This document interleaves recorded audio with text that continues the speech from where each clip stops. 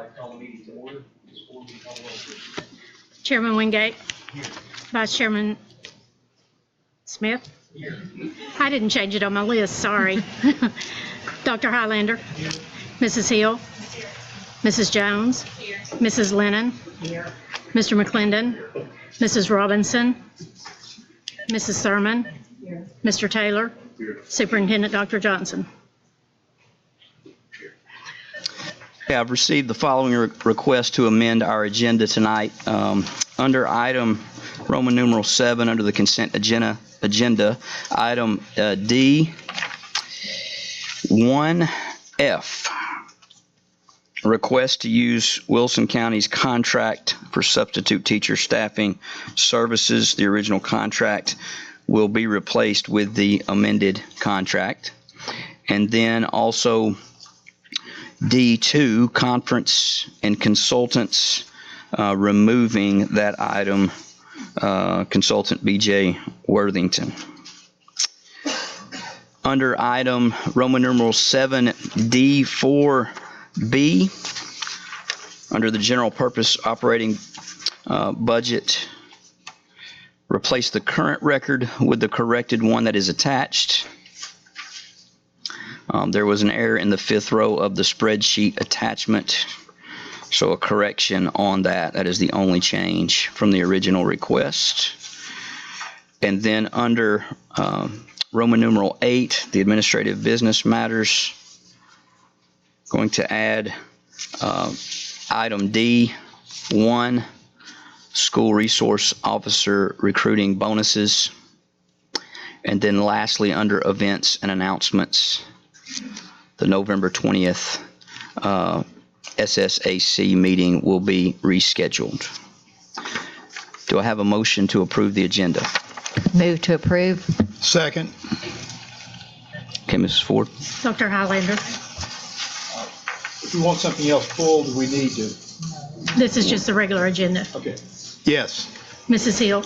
Yes. Mrs. Jones. Yes. Mrs. Lennon. Yes. Mr. McClendon. Yes. Mr. Smith. Yes. Mrs. Thurman. Yes. Chairman Wingate.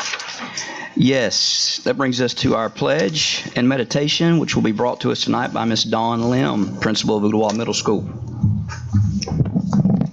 Superintendent Johnson, Chairman Wingate, members of the board, it is my pleasure to be here this evening. This evening, I have 2 Ooltewah Middle School students who will each sing a song for our meditation. I think some of you heard them warm up just a minute ago. First, we have Miss Allie Pope, who will be singing Over the Rainbow, and then Miss Kylie Dixon, who will be singing Almost There. Accompanying these ladies is my most awesome chorus teacher, Mr. Michael Howard.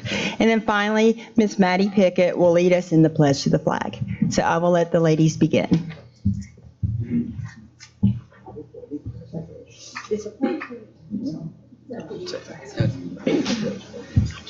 I pledge allegiance.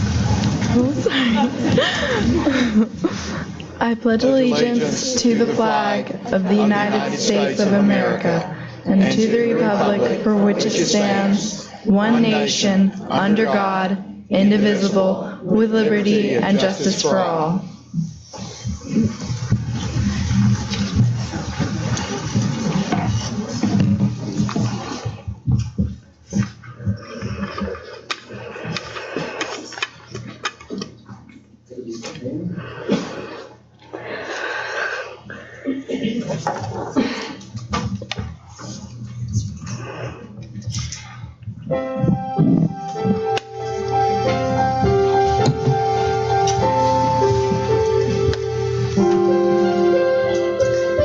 Somewhere over the rainbow, way up high, there's a land that I heard of once in a lullaby.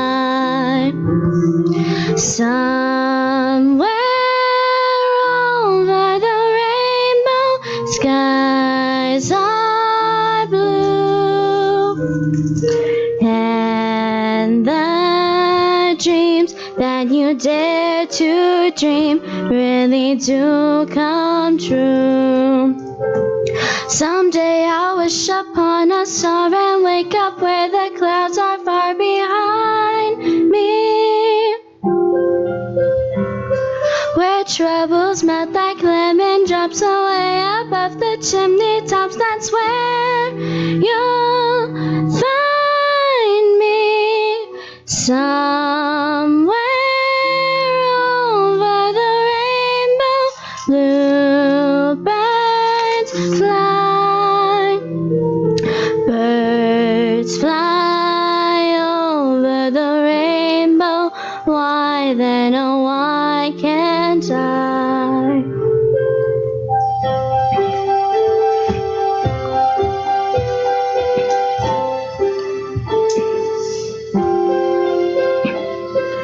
If happy little bluebirds fly beyond the rainbow, why, oh, why can't I?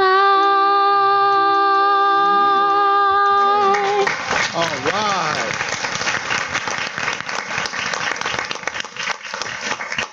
Thank you, Allie.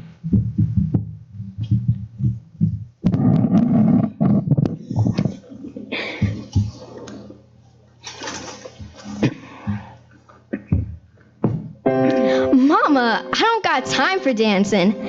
That's just gonna have to wait a while. Ain't got time for messing around, and it's not my style.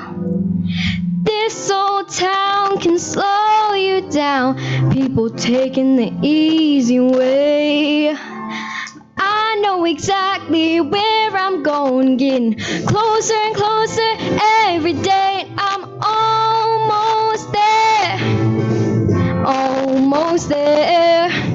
People down here think I'm crazy, but I don't care. Trials and tribulations, I've had my share. There ain't nothing gonna stop me now, 'cause I'm almost there. I remember Daddy told me fairy tales can come true, but you gotta make them happen. All depends on you. So I work real hard each and every day. Now things for sure are going my way. Just doing what I do. Look out, boys, I'm coming through. I'm almost there, almost there. People gonna come here from everywhere, and I'm almost there. I'm almost there.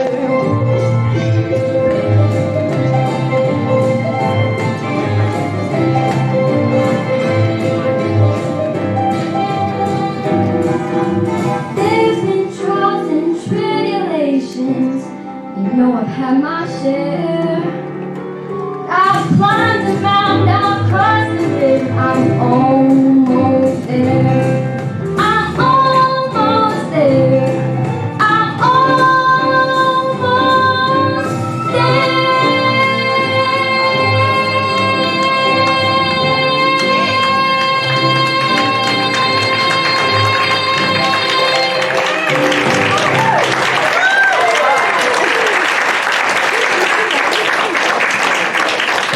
Good job, Callie. Miss May, thank you for the pledge. Great job, ladies. Mr. Wingate, really quick. Yes, ma'am. Mr. Howard is a product of Hamilton County Schools as well. I just want to point that out, how some people stick around and pay it forward.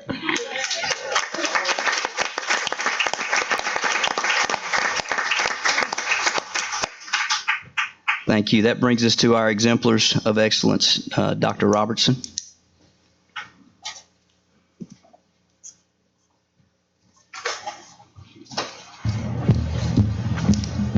Good evening, Superintendent Dr. Johnson and Chairman Wingate. It is my pleasure tonight to recognize the reward status for the North River Learning Community. As you know, reward status is the top distinction a school can earn in Tennessee. Reward schools are those that are improving overall student academic achievement and student growth for all students and for student groups.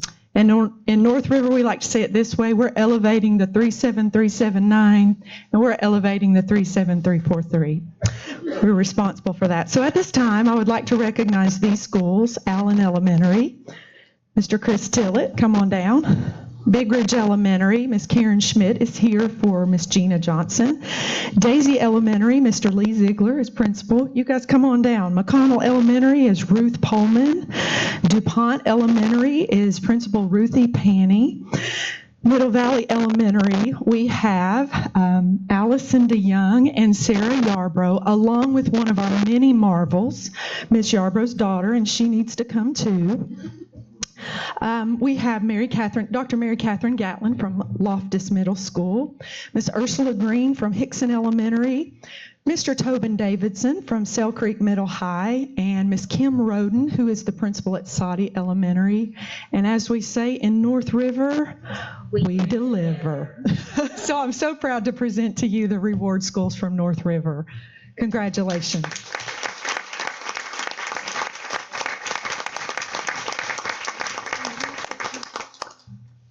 Thank you all very much for the work that you do.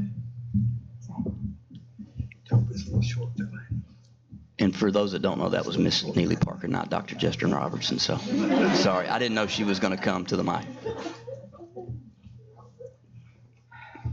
Sharp. Thank you. I knew Neely was going to show me up tonight. When she threw out those zip codes, I thought, I don't know all of her zip codes. I'm here to represent the reward schools for the Rock Point Learning Community, and if those principals will step forward now and line up down front so everybody can get a good look at them. Y'all come on down. I'm going to start with Alpine Crest Elementary, Kelly Weiss. CCA Debbie Smith. That's CSAS Lower School, Kelly Kofelt. CSAS Upper School, Jim Bowles. Lookout Mountain Elementary, Ruth White. Nolan Elementary, Ashley Wilson. Red Bank Middle School, Andrea Edmondson. Rivermont Elementary, Jill Evans. And last but not least, Jeff Paulson from Thrasher Elementary School. It's an honor to work with these fine leaders, and these schools represent excellence each and every day. Thank you.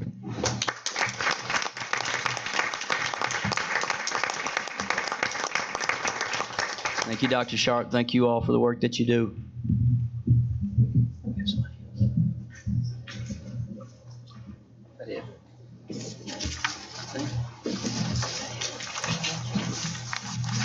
Okay.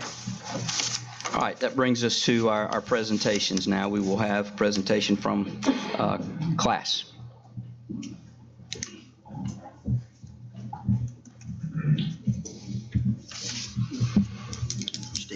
Dr. Johnson, Chairman Wingate, thanks for having us tonight. First thing I wanted to do is congratulate you on your level 5 status.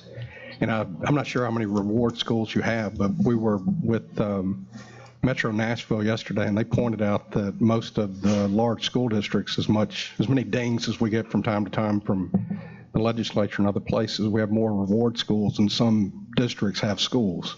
So you're doing a lot right, and we know that takes a lot of hard work, and we're glad that your hard work's being recognized. But we're with, I'm Robert Gowan, Elizabeth Millsaps. We're with the organization known as CLASS, which is a coalition of the 4 largest school systems, Shelby, Nashville, Knox, and Hamilton. And just a little bit of background, it's been a couple of years since we've been here. There are a few new board members, or a couple of new board members, but wanted to let you know CLASS was established in 2006. And for those of you who don't know, CLASS was actually pulled together by the mayors of the big 4 cities at that time. And Claude Ramsey, who was the mayor of Hamilton County at the time, was one of the main leaders who encouraged the large school systems to get together and lobby for a change in the BEP formula instead of what the mayors had talked to the governor at that time. They had talked about suing like the small schools had done. But CLASS came together as a coalition, essentially as an alternative to that litigation. And as we are unique in a way that we represent both the board and the administration, but did want to give you a little bit of history. I'll take that. Sure. As Robert mentioned, I'm Elizabeth Millsaps and am excited to be here with you all. As a public school parent, it's great to get to go to work every day and work on something that matters both in my life and in the lives of all the people in your community. So I appreciate that opportunity. 2019 was a big change in the legislative work that we've done on behalf of class. So we had a new governor. With Governor Lee, there were 32 freshman legislators, which is the largest class, certainly that we've ever worked with. So a lot of new faces, a lot of new perspectives. There was new leadership for House Education Committees. Those committees were restructured. The Finance Committee had new leadership, so we had the opportunity to work with legislators who weren't as familiar with education and funding as some that we had worked with for a long time in the past. So we really worked hard to tackle that learning curve with those legislators who jumped right in and got started. There were over 300 bills filed that impact K through 12 education here in Tennessee. And as you guys certainly get feedback from your community, sometimes that maybe you should just talk to your legislators directly instead of working with us. Certainly you do a great job at that, but with 300 bills and you all having your board responsibilities and your day jobs and your own families and your own lives, that's a lot to keep up with. And we are glad that we're able to help kind of summarize that and give you information to help you prioritize the conversations that you have with your local legislators so that you're most effective. First thing we always talk about is the budget, and just a quick summary of what the governor included in his budget and what the General Assembly approved. This year there was $71 million included for teacher salaries. That's a little bit more than Governor Haslam's last budget, so you had $71 million that was distributed throughout the state for salaries. BEP growth is about the same. That has to do with the student population growth and other increases in the cost of the BEP. And this year there was included a total of $30 million that's being distributed to schools for safety programs such as SROs. And the main discussion around that $30 million was a goal to have at least one SRO in every school. That's not going to do it. There will have to be more money appropriated both locally and at the state level to get there, but that is the General Assembly's goal in terms of school safety. There's also $5 million that will be used for the priority schools. Certainly the most contentious bill that we worked with this year are school vouchers or education savings accounts that we have started to see the Department of Education look at rolling out rules and a plan for implementation of those vouchers. They are only going to be in Shelby and Davidson County, so in the short term have a limited impact on your communities. But as you know, we're always concerned about public education dollars moving out of the pot that's available for all of our schools. So we will continue to work with the legislature on this issue and make sure that we do everything we can to keep those dollars right in our local coffers where they belong. And another contentious issue was an administration bill that created the Public Charter School Commission. And what this does, we think it's a bigger issue for the non-Big Four class systems because for the first time there's going to be a body that can hear an appeal from a charter school that can then award that charter. The State Board of Education has the ability to do that in the Big Four systems right now. But after this board goes into or begins working in 2021, they will have the ability to hear an appeal from any charter in the state and award a charter. So that we think that smaller districts will start to see a lot more charter applications.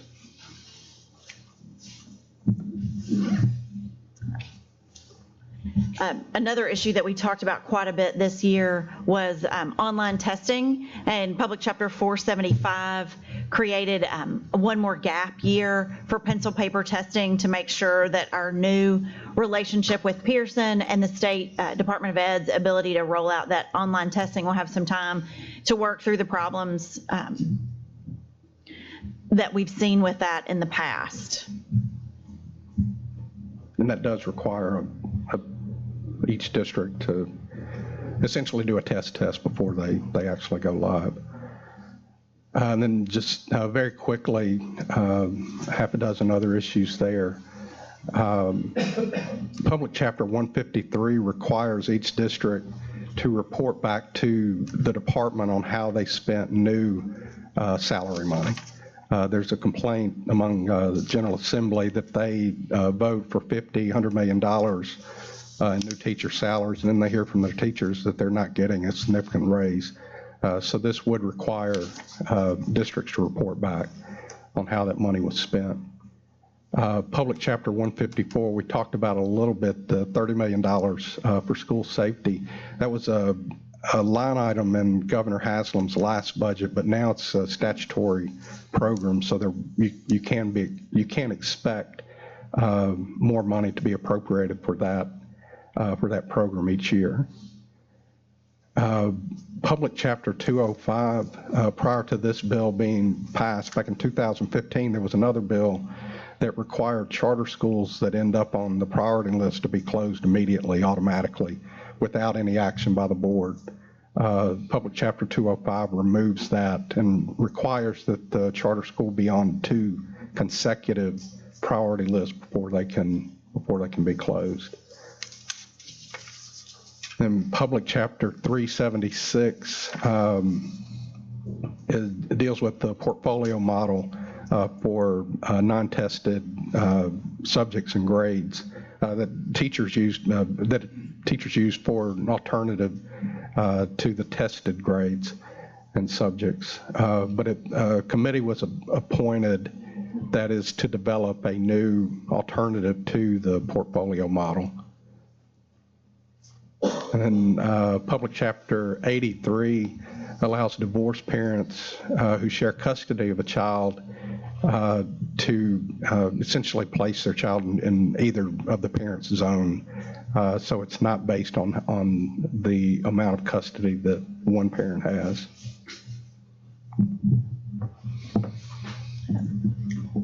And in August this year, the state legislature chose to elect another new speaker as Speaker of the House, which is House Speaker Cameron Sexton, who is from rural East Tennessee in the Cumberland Plateau area. We are excited to work with him.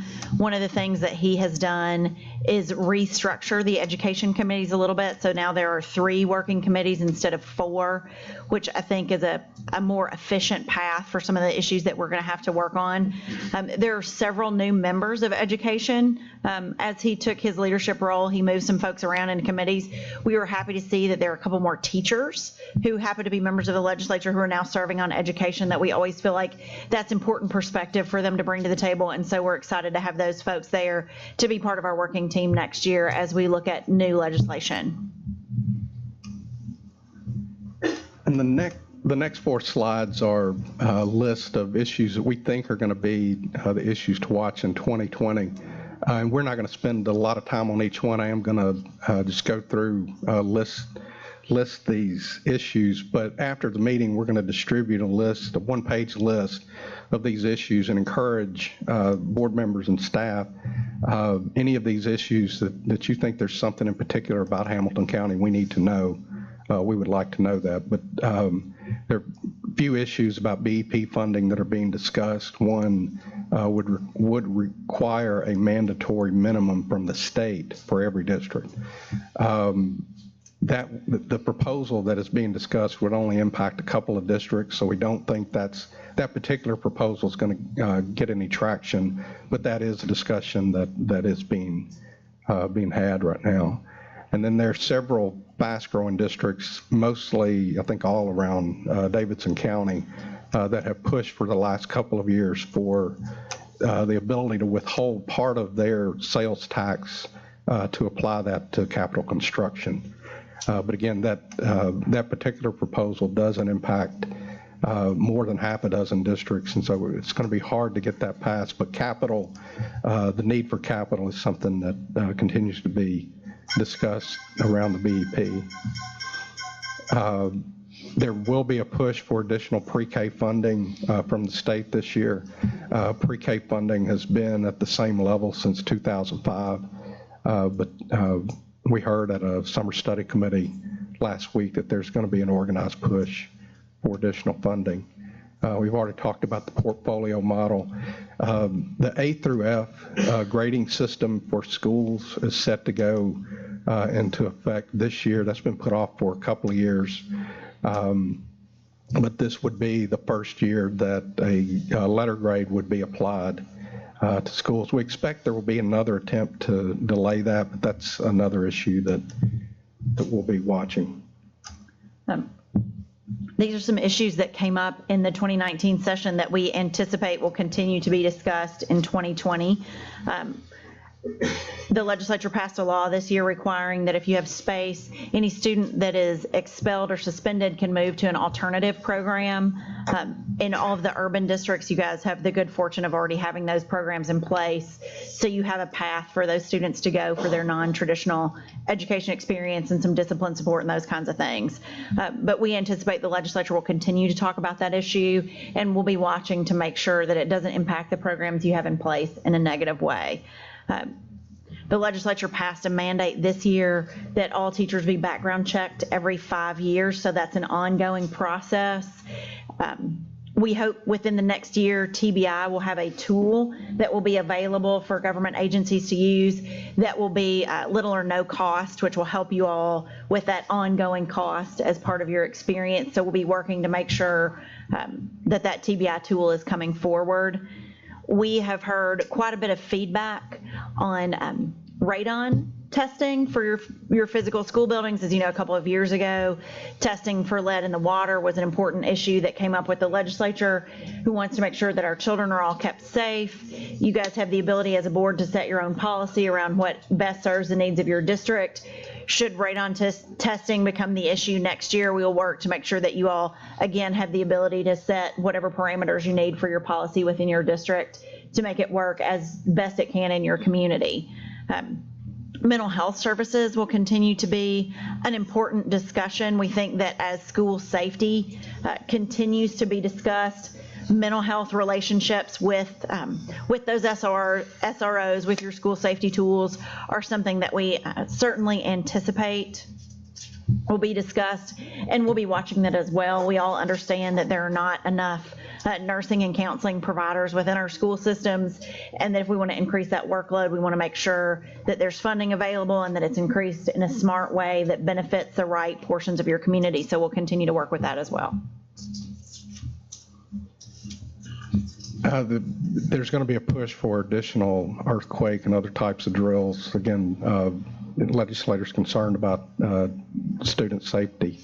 There's going to be a bill introduced that would require, we call it the 90 to 100 grading scale, that would require, for instance, 90 to 100 to be an A, 80 to 89 to be a B. And the thought is that Tennessee students, because there's not a uniform grading scale across the state, that we lose out, our students lose out on in national competitions for scholarships and that kind of thing. There was discussion last week about the level of dyslexia services that districts offer, and we think from that discussion there will be a push next year for potentially mandates on dyslexia services.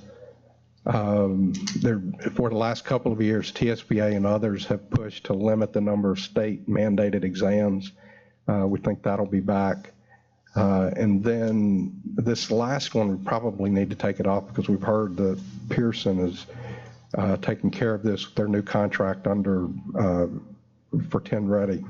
There's been discussion that formative assessments don't always align with the actual 10 Ready test.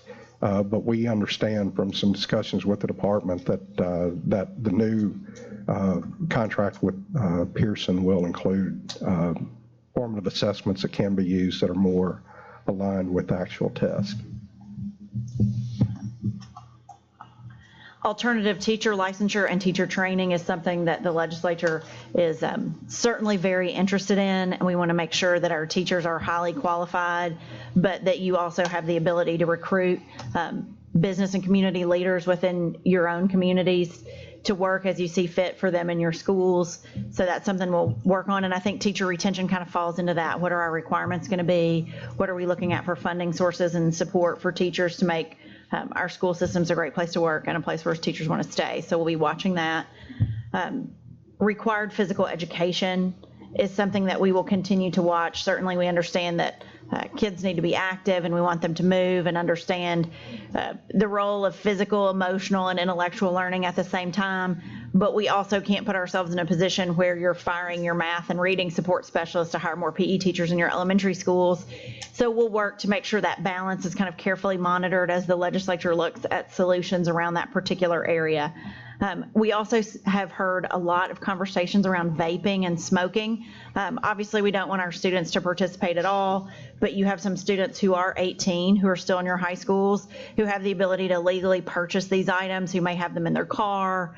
I think the legislature has some concerns about those, certainly in light of recent news stories with dangers that we've seen with vaping devices. The legislature is going to have some concerns about how to address making sure those aren't in our schools. And we just want to make sure that we support them as they roll out a plan to do everything they can to keep our kids safe.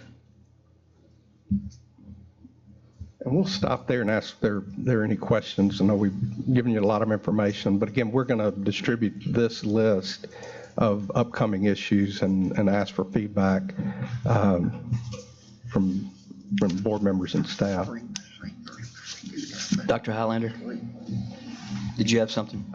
Yes, sir.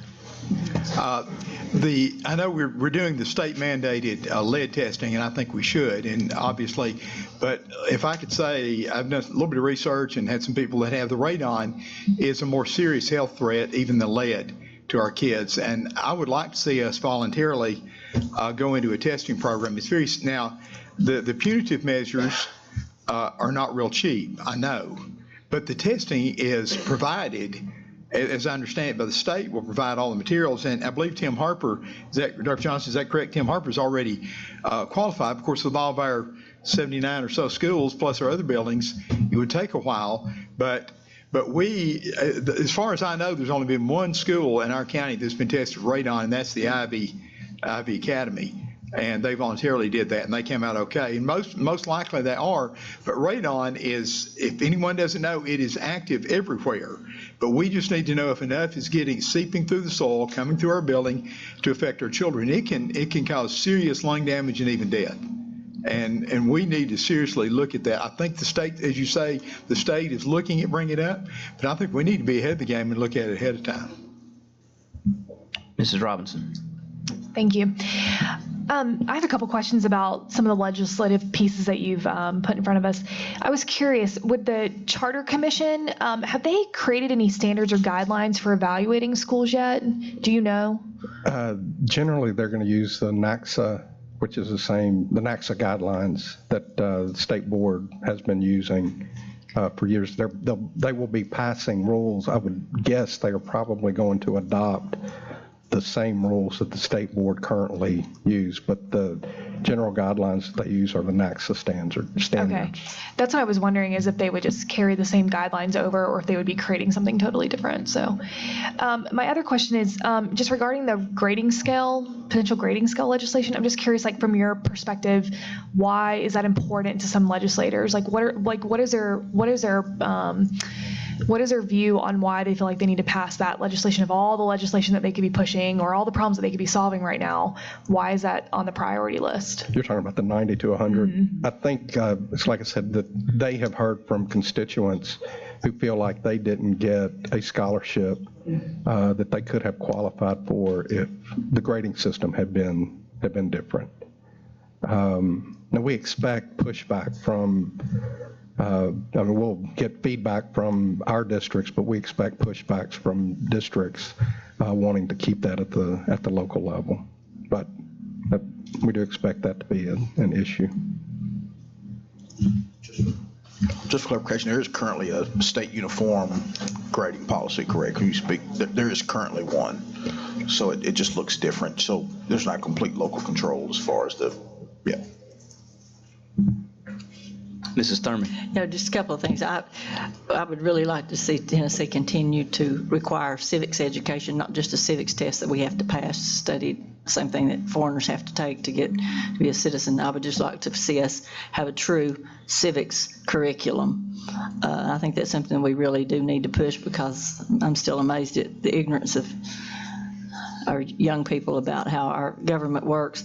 That's number one. And also a question that we got into the other day about clarification of some of the law about expulsions and suspensions, and I'll write that down when you give us our list about some things we need to clear up.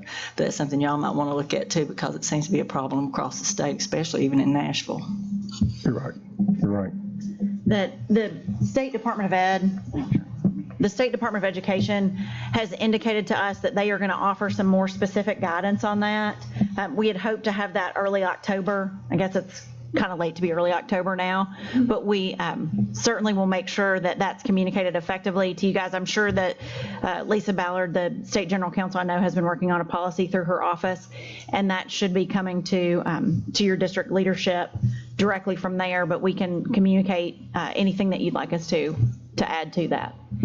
That'd be great. Dr. Highlander. In relation to what Ms. Thurman said, and I agree with her, civics, government education is essential. But Dr. Robertson, perhaps you can address this for me. Correct me if I'm wrong, but we do have a required American government course, do we not?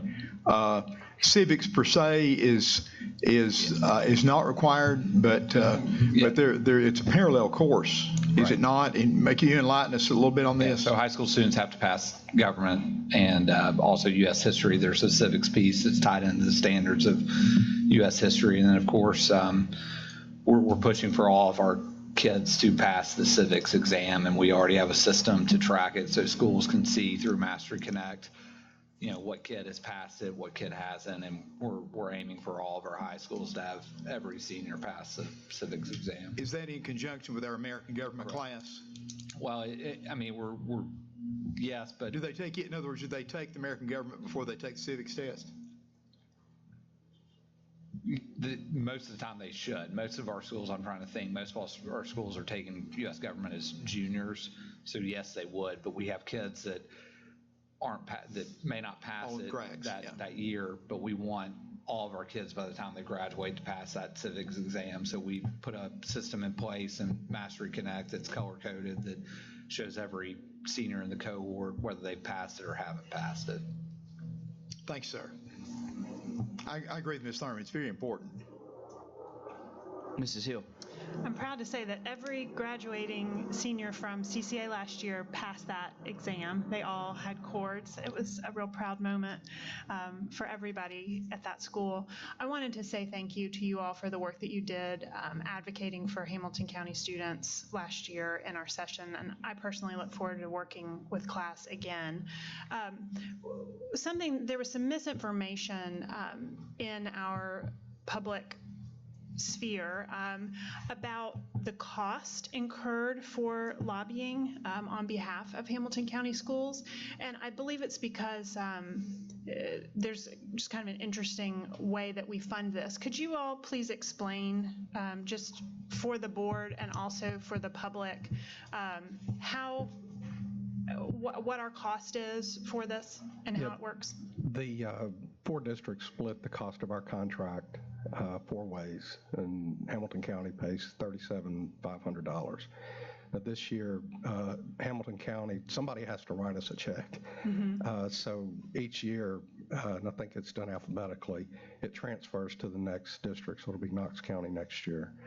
But you wrote a check for $75,000 that covered half of our contract. Mm-hmm. But 3/4 of that money came from 3 other districts. Right. Okay. That your business office invoices each of those other districts for their portion of that, and as you serve as the manager, then you hold those funds and distribute them to us to pay our contract. So those funds came from Memphis, Nashville, Knoxville, and Hamilton County. that they weren't it wasn't a sole expenditure by Hamilton County. Right, and so in creating this coalition, we have these 4 large school systems working together, pooling our funds to work in a cost-effective way, to be able to have somebody on the Hill all the time. And I will say, it was, this session was so busy, there were times when Elizabeth and Robert were, I mean, you all were burning the midnight oil. It seems like quite a lot. We were getting a lot of updates. So I know that it has been very valuable for Hamilton County students, and I thank you for the work, and I'm glad we get to do it. So thank you. Okay, any other questions, comments? Thank you all very much. We appreciate it. Appreciate it. All right, that brings us to an update on our Future Ready Institutes.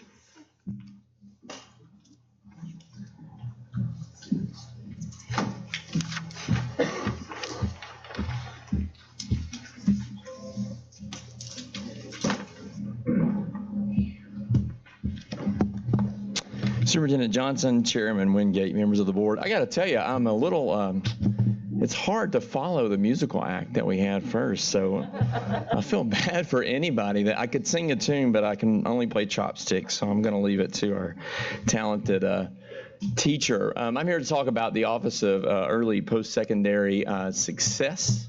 And let me turn this on, that would help. And you can see there in our office who we are working together, Future Ready Institutes, Career and Technical Education, JROTC, and College and Career Advisors. Today, my job is to talk to you about a portion of our Future Ready 2023 plan, which is Future Ready students. And as a reminder, as we look at the goals that the board set in our very well thought out Future Ready plan, you can see our different points. Today, I would like to specifically circle in on the aspect of Future Ready Preps, Future Ready Now, as well as Future Ready Institutes. In this talk, I'd just like to make sure that we give an overview about year 2 of Future Ready Institutes, where we are, the work that's happening with college and career advisors, as well as ACT preparations. So to start off with Future Ready Institutes, we do have some guiding principles that lead us through our work. Our work is we follow very closely the national standards of practice that are developed through the National Career Academy Coalition. We want to make sure that we're staying true to those, and really 5 big principles that we look at when it comes to Future Ready Institutes are small learning communities. How do we build a small learning communities within our schools? How do we have career-focused pathways? How can we have engaging instruction for our students?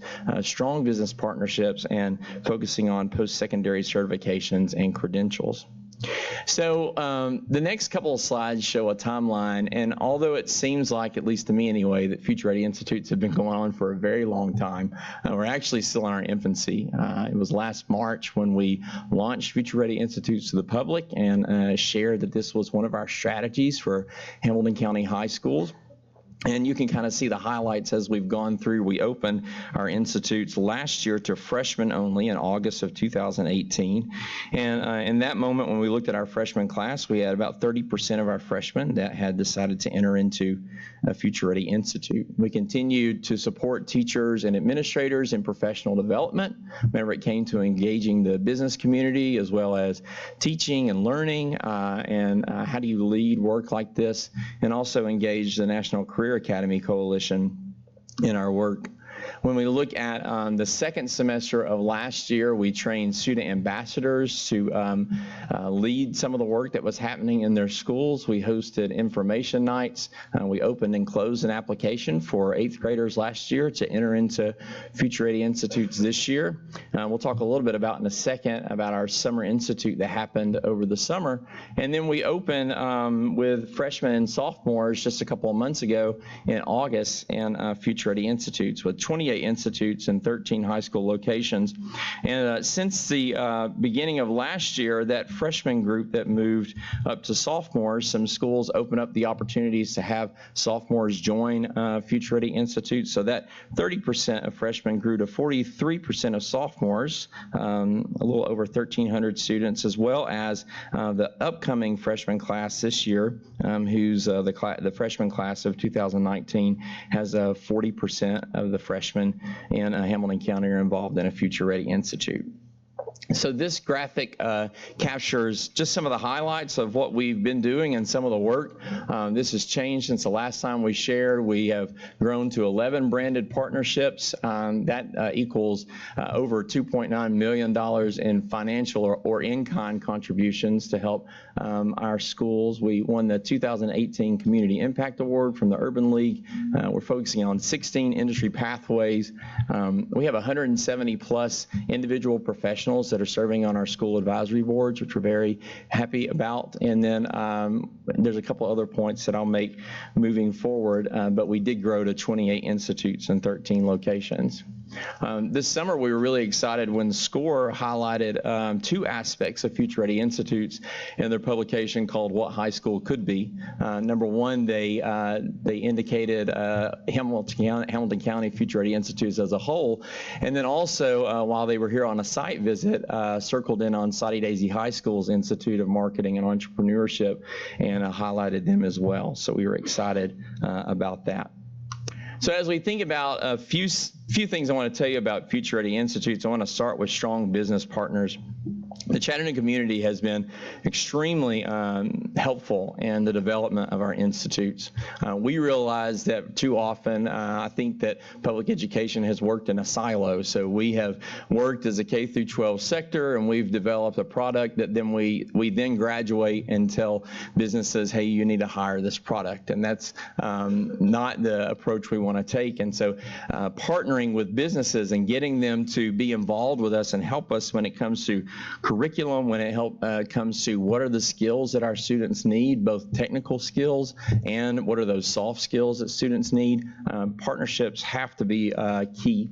And so I want to highlight some of our branded partners. These are institutions that have stepped up and said, you know, we actually want to play a big part in our institutes. You can see Erlanger there, Unum, JP Morgan Chase, Rock City, Bryan College, Blue Cross, who has branded at 2 locations, Chattanooga 2.0, EPB, TCAT, UTC, that is actually working with 3 locations, the Chamber and Chattanooga State. So I want to show a few exciting things that have happened with our students when we think about business support and how they've helped impact us. So when you look at this particular side, in the upper left, that's a group of students from Soddy Daisy High School. And so most recently, you may have heard that Blue Cross branded with Soddy Daisy High School to open a second location of the Blue Cross Technology Academy. Their first one was at Red Bank High School.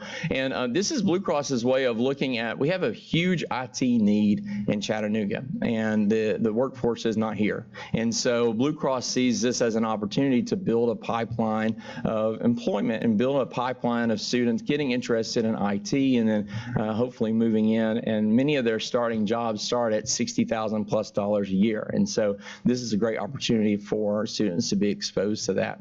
The bottom left, some Tyner Academy students were hired for a 2-week internship at EPB this summer, where they got to explore all the different types of areas of EPB and get to meet some of the executives and learn more about what their company does. The far right is another example of a branded partnership, as the Drive to 55 Alliance highlighted a relationship between Sea Rock City Incorporated and the Howard School. So we are excited about that. I want to take just a second to tell you about the middle picture, because if I were to be honest with you, the middle picture is really one of the highlights I think about last year. So that middle picture is a picture of 3 students there at the end, and they are in the 7th floor boardroom at EPB. And I don't know about you, but when I was in 9th grade, I was not standing in front of a group of executives in a boardroom doing a presentation. These students, this was the end of their freshman year, and they had spent quite a bit of time engaging employees at EPB. They had traveled to EPB. They, in fact, at one point, when you asked them what they got to do, one of the most exciting things was they remember talking to the CEO, David Wade. And if you've ever heard David Wade's story, you know that he actually started as a lineman and then worked his way up. He went back to college, got his degree in electrical engineering, and then now he's the CEO. The students sat in the CEO's chair, and David actually gave the students some of his ties that they could wear whenever they go on different trips. So they had to come and present to this group of executives, and that group of people, I mean, you have people that are business owners in Chattanooga. There's a former mayor in Chattanooga, and I'll be quite frank, in May of 2018, I had to go do that before we started this. They killed it a lot better than I ever did, and they were not nervous at all. But they stood there and they delivered and talked about the impact that this relationship had made on their lives. The best part was at the end when they asked that story that all of us gray-haired people ask young kids, right? What do you want to be when you grow up? And so it was funny because the three of them, the answer that they gave, you could tell they're ninth grade kids. They said probably the thing they've been holding on to for a lot of their life, right? But the second answer for all of them ended up being, I'm thinking about what it would mean to be an electrical engineer. And so I can't help but think that building that library of ideas and giving them exposure has planted a seed in something that could blossom into something beautiful. So that was very exciting, and I love looking at a picture and seeing what happened there. So when we think about supporting teaching and learning, we do a lot in regards to developing teachers, and I would be remiss if I didn't mention two people in the audience with me, as Olivia Bagby and John Maynard, who work constantly with our CTE teachers, and Olivia leads a lot of work with our Hamilton County teachers.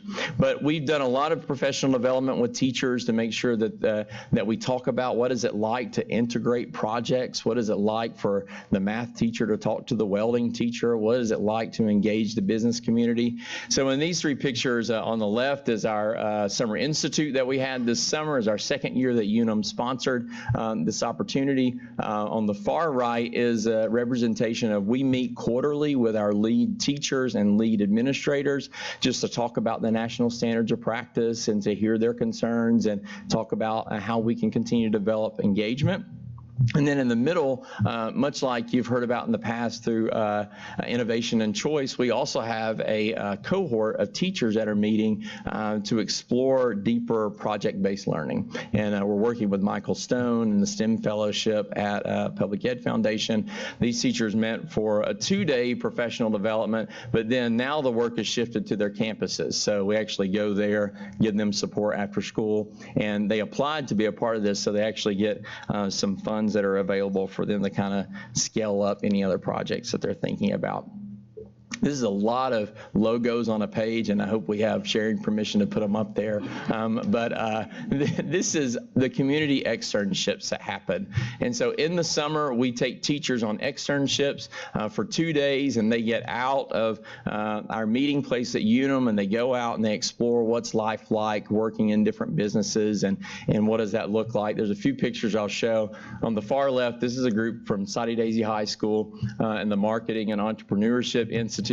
They went to the Sasha Group, which is part of VaynerX Media, which is an international marketing firm with a location here in, of all places, Chattanooga, Tennessee. They had developed a social media campaign for a client, and so that's actually teachers, not students, presenting their work and receiving feedback. The second picture is one of our teachers at Brainerd High School who was doing a ride-along with the Chattanooga Police Department on the very day that a tractor trailer turned over an I-75. And so I don't know if we signed a waiver for that one, but he was standing there and got his picture made alongside the police officers.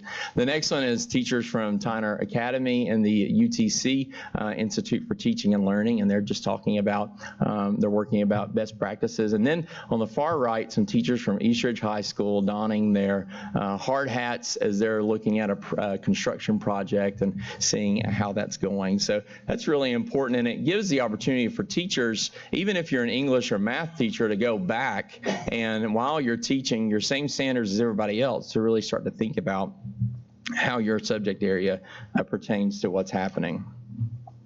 I'll go through Institute Advisory Board. So in 2018, 2019, we had 55 advisory board meetings that happened across our district. That was opportunities for the business professionals to come to the school, hear what was happening, give advice. This is how a lot of times we populate guest speakers and job shadowing experiences for our students. I want to talk about student engagement and exposure. Throughout the year last year, we had over 120 guest speakers engage with Future Ready Institutes, where they actually came out to the high school campuses and spoke to our students about their job and what's life like and what type of education did they have to get to where they are. And also student exploration. So we had 58 separate learning trips to industry locations, post-secondary institutions, and that allowed students to engage and enlarge their library of ideas. Right there, that's a group of students from Howard Hospitality and Tourism Academy. They got to be a part of the local Chattanooga Hospitality and Tourism Forum that happened a couple weeks ago. And on the far left is actually the Tennessee Commissioner for Hospitality and Tourism, and in the middle is the CEO of Sea Rock City. So that was great for those students. When we think about, I said earlier, one big aspect is making sure that we have opportunities for students to earn certifications and credentials. And we've done a lot of work and continue to do work with our industry advisory council at the board to ask, what are the credentials that you are looking for whenever it comes to our students? And so we were excited whenever the numbers came out from this past year. And this is CTE as a whole, that we had tripled from the previous year in the amount of students that were earning those credentials, and we're continuing to push that number even higher, especially as we're in year 2 and continue on with Future Ready Institutes. I want to stop talking about Future Ready Institutes and kind of dip down into something that's happening in the middle school environment this year, and that is the launching of middle school Future Ready Preps. So we met with some school counselors last year, as well as middle school principals, and thought about how could we develop a Canvas course that 8th grade students could have exposure to. You know, we keep hearing all the time that you have to go lower, lower in the ages to make sure students understand what's happening and what their possibilities are. And so we developed the online Canvas course that we're training counselors on and rolling that out in 8th grade. Students have access to the modules anytime because it's on Canvas. And we're trying to create a timeline here where students in the first semester are going to learn more about industries and careers and post-secondary education. Towards the end of the first semester, taking the middle school version of U-Science, and then in January of 2020, having a college and career fair ran by the Chamber of Commerce where students come and get to look at things matching their interests and their aptitude, and then the Choose Hamilton Fair that's happening in January. We have expanded TCAT into some of our high schools, and so if you're unfamiliar with TCAT, TCAT's a 3-semester program that's very specific around earning certifications, anything from welding to machining to automotive and collision repair, things of that nature. And you may remember back in May that there was a collaboration developed between Hamilton County Schools, Chattanooga State, and TCAT to give students the opportunity to earn 2 of the 3 semesters required for TCAT while they're in high school. And so I'll highlight one of them at Sequoia High School. We actually have 10 machining students and 15 welding students that are juniors that by the time they graduate as seniors, they will have completed 2 semesters of the 3-semester program. This is huge because they can graduate in May of their senior year and then walk right over to TCAT and finish the last semester there. And when other students may be entering their first semester of college, these students will have graduated with their TCAT certification, and TCAT has a very high success rate in placement. And so we were excited. We actually had a 3-hour meeting yesterday with Dr. Barrett and his team to talk about how can we expand that into other areas around Hamilton County schools.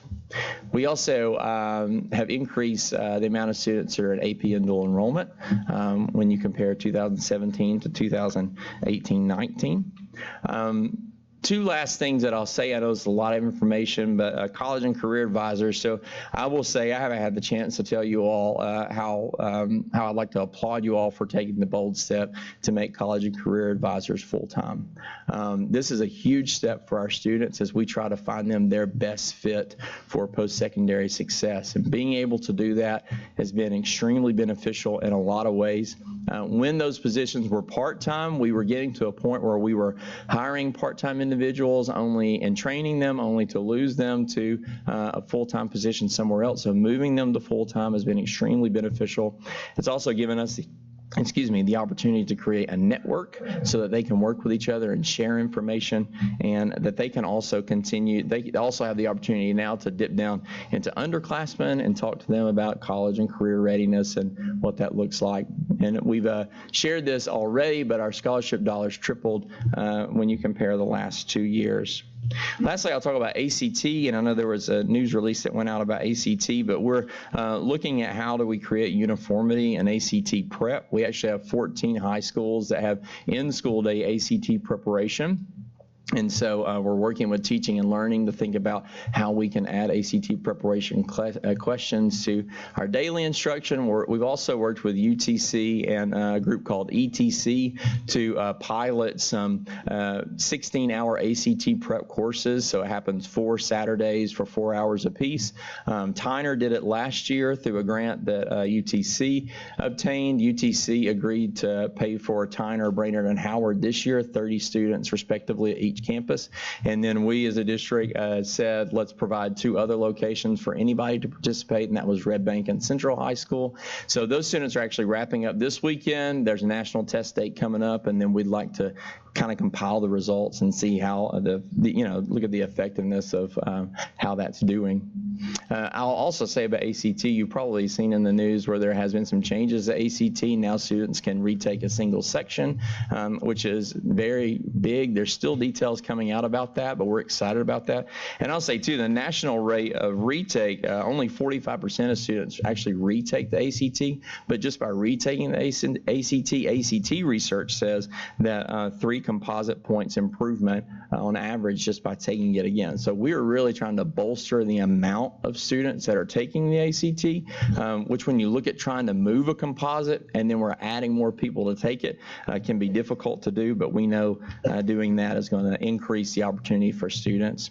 So the last things I'll say, just next steps, what we're thinking is we're continuing to increase EPSOs for students.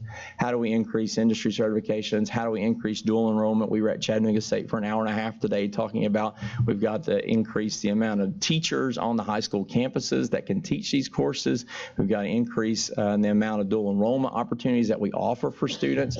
And then also the aforementioned TCAT, adding business community involvement, continuing to support project-based learning, ACT preparation, and then increasing work-based learning opportunities. And all that, hoping and continuing to make Hamilton County the best school district in Tennessee. So I appreciate your time, and I invite any discussion or questions. Mrs. Robinson. Yeah. Thank you, Blake.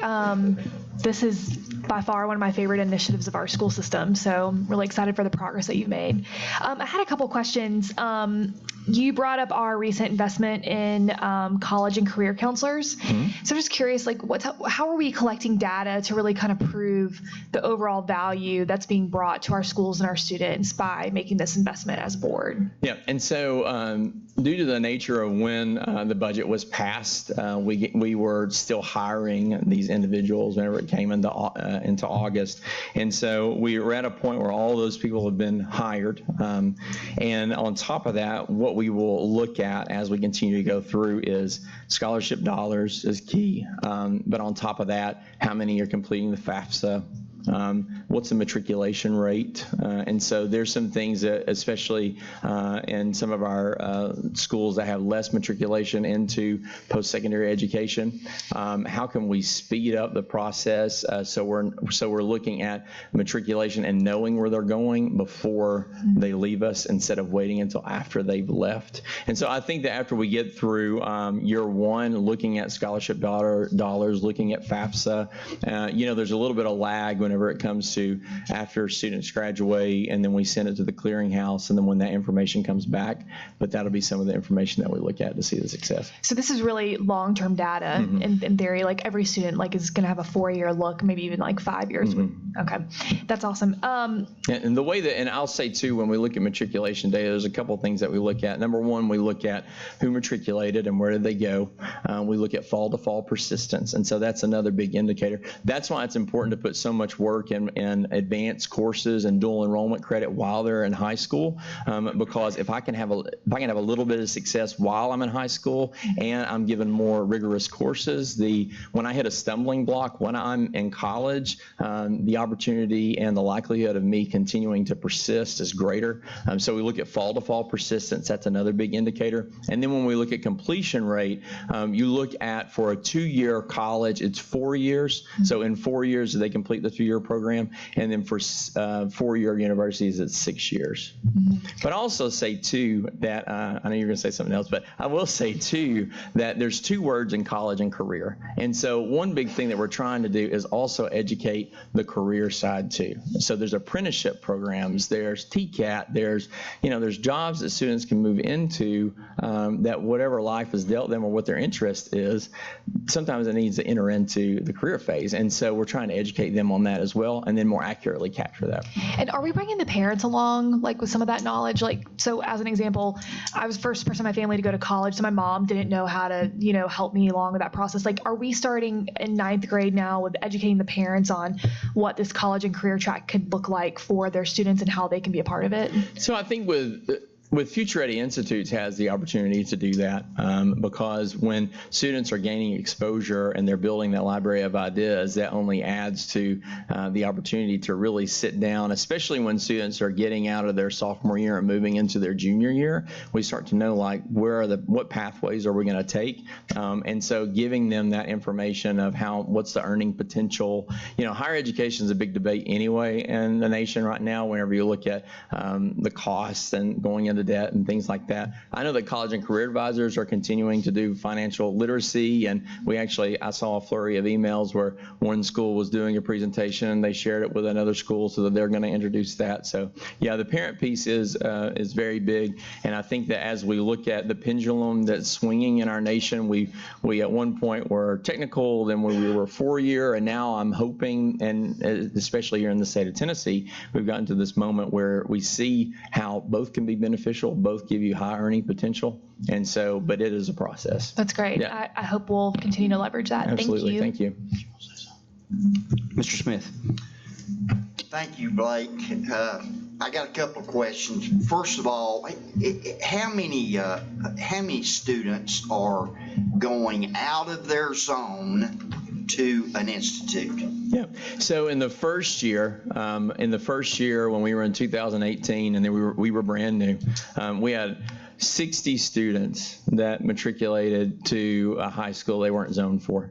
When we look at this year, the number is 97. So we scrubbed through those numbers actually yesterday, and looked at, we had students, when we initially looked at the application, it was 113 that had ultimately made the decision to select one. But then we have to kind of wait for the school year to start, and then who actually matriculated, who didn't. And so the number is 97 right now.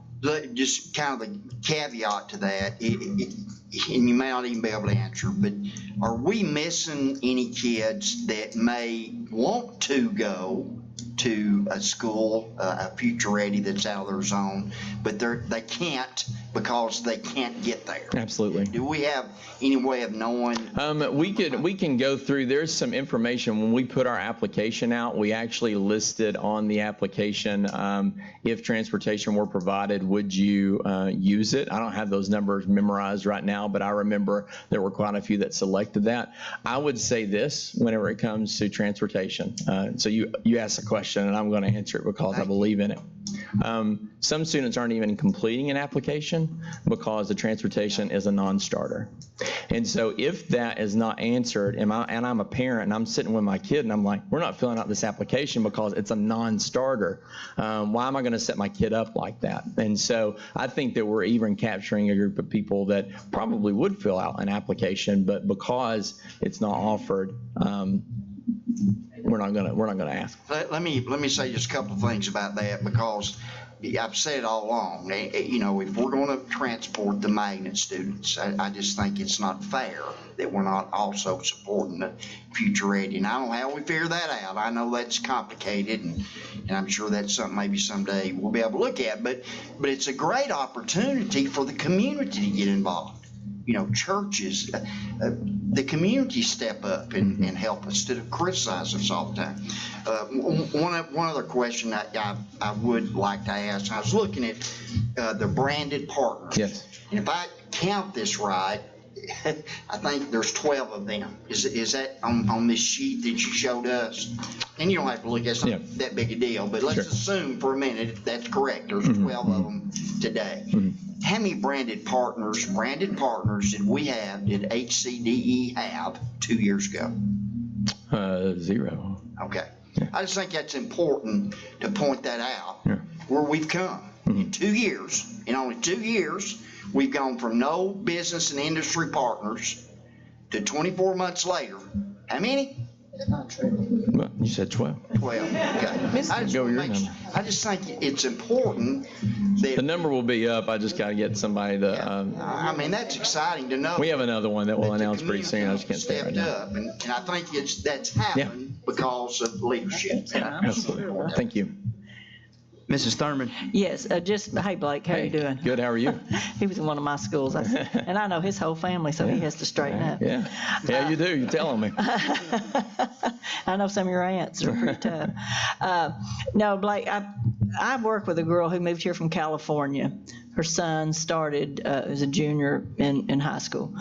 And I was talking to her about Future Ready Institutes and all that, and she was absolutely in the dark. Sure. She had absolutely, he started, I guess he started the first of last year, but anyway, she didn't know anything about this. I wonder if we're trying to capture some of those people that may move in that absolutely, she did not, this was like speaking Greek to her. Sure. And she had no idea that all these things were available for her son. I just hate to see those kids kind of miss out on this because they don't have a clue. And I just wonder if we try to capture some of those kids that maybe move in, maybe even come in here from private schools or out of town or whatever. I don't want to lose those kids. Sure, yeah. So I'll specifically to that situation. So you're talking about a student that's a junior, and so with Future Ready Institutes, we are a freshman, sophomore. But yes, I mean, as much as we can, as we gain new students and as there's availability, because when I say small learning communities, it's very easy for me to say small learning communities. There's a lot of work that goes behind that with cohorting students and making sure that they're together. But yes, we took a step this year in making sure that every institute has a lead counselor as well, because the counselor holds a lot of information whenever it comes to students enrolling and registering for a class. And so could we continue to increase the amount of information? I'm always going to say yes, but that's a good point, and we'll continue to emphasize that with our schools. Thank you. Mrs. Hill? Oh, I'm sorry, Mrs. Jones. You had your light on a minute ago. I just kind of do a point of clarity. We did have some business partners. It might not have been to this branded partner thing, but I don't want people to feel like we just like, they just showed up 2 years ago. Because I know people like Unum and Blue Cross and several other companies have supported us throughout the years. Sure.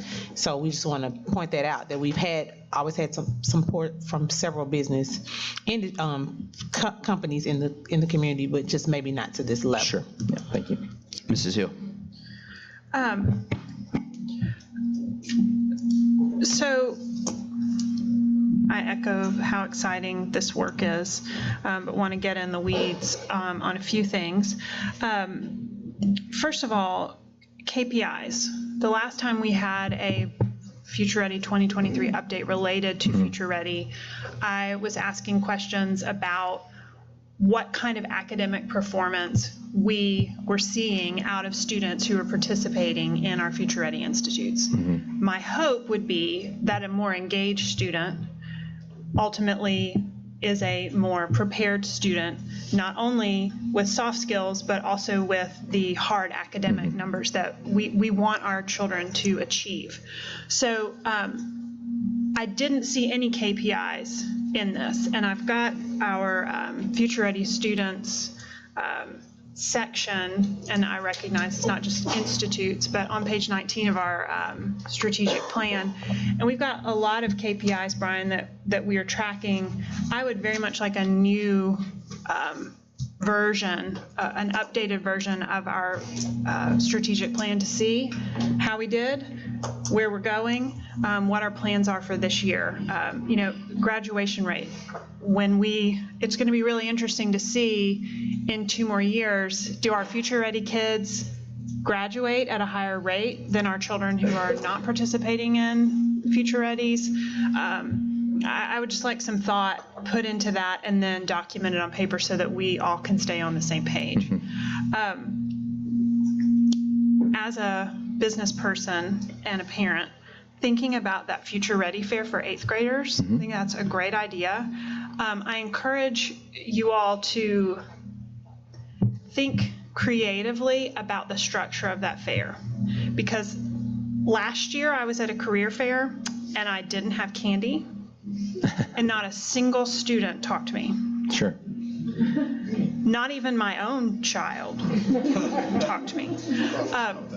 And I see that same thing often at a college fair where, everybody walks around, they're nervous and they just don't want to make eye contact. So it seems like there needs to be some kind of engagement of how these 28 future ready institutes make their pitch to these students, because 8th graders are a hard sell. And to get them comfortable. And then to Rhonda's point about students who move to the district, it would be interesting to examine what our registration process is for students when they move here. Because, you come to central office or you go to the website. I mean, for a new student to have a welcome packet, so to speak, so that it's not just fill out this form and here's your zone school, but it's, here's the way that we work in Hamilton County Schools. We talked at our Rock Point advisory committee meeting this week about kind of Disneyifying some of our processes, injecting more customer service into it. If Rhonda's colleague had kind of get to know Hamilton County Schools brochure or something like, here are all the different ways that your student can plug in beyond just a traditional high school. I mean, what an asset to Hamilton County. Yeah, and I'll say, that work's happening with Right. innovation and choice, and what we're looking at with really creating a robust package, Choose Hamilton. And I think that we hear that, we know that, and we're continuing to work on it. And let me say about the candy, you gotta have candy, but I will say that. I know, I'm a loser. No, what you said was exactly right. It's the same feedback that we've received, and so we've been working very closely with Molly Blankenship at the Chamber. They just made a new hire as well, and then Kathy Humble and Maddie Moran, about how do we change that experience so that it is more hands-on. How do we see, actually see the work that's happening instead of walking around to booths? And so I hear you. Yeah. Okay, great. Just one thing I'd add, a couple things. The annual summary KPIs will be forthcoming at the retreat whenever the board, when we get the date. Okay. That's one of the elements that we'll provide. Terrific. And I know, Jill, the innovation choice, that was one of the things we started to work on last year, but we just didn't have the bandwidth. And so that's a big focus, is all of our choice options, which Future Ready is one of them, making sure there is a welcome booklet that has all of our information highlighted, and so that it's readily available. And then recruitment, just something I want to point out about recruitment that I think is really important. It doesn't speak as much to the Career Crunch, where it's a career day, but in particular the choice fair. The students are the magnet for the other students. And so he didn't talk about it very much tonight, but they're ambassadors for each of the Future Ready Institutes, and they know how to engage with their cohorts in a way that we can't. And so I was at it last year at Unum, and they track you down. There were kids from Tyner and several others that absolutely track you down and tell you what their institute has to offer and why you should choose it. And oftentimes that's the most compelling way, and that's the benefit of it. So that's something that we're working to build. And just one more point of clarity, I would say, just in a note that I had. Your freshman and sophomore now, next year will be freshman, sophomore, junior, and then freshman, sophomore, junior, senior. Yeah. There's one piece of complexity within career technical education courses that makes it a little more difficult to maneuver, in particular when you're talking about CTE completers. If they're coming into our district as a junior, if they have not had the first couple of years of that CTE course, and John Maynard can speak to it much more articulately than I, if they have not had that first couple of years of that CTE course, it's tougher for them to pick up. And so that freshman, sophomore year is kind of the the ideal entry point for students. Once they get to that junior year, it gets a little more difficult to enter into an institute, but there's a plethora of CTE offerings across the district and programs such as Sequoia, et cetera, that we offer to students that frankly we need to do a better job of Disneyfying as a district. That's a new title, Disney. We're going to Disneyfy to make sure that the public understands. So absolutely. Well, and I'm glad you said that students attract other students and they know how to encourage. We have 44,000 students, and I think the more we can get our student input in how we do what we do, the better. I mean, I said brochure, but let's face it, it needs to be just a really great part of our website because that's how most of it's going to happen. But what that content should be could very much be guided by our students. And as for, how we think about how somebody plugs in as a senior when they've moved here from Oklahoma, if we can figure out ways to not say no, but to say, how about look at these things, like it's a matrix of you can go here, here, or here, but maybe not here, I don't know.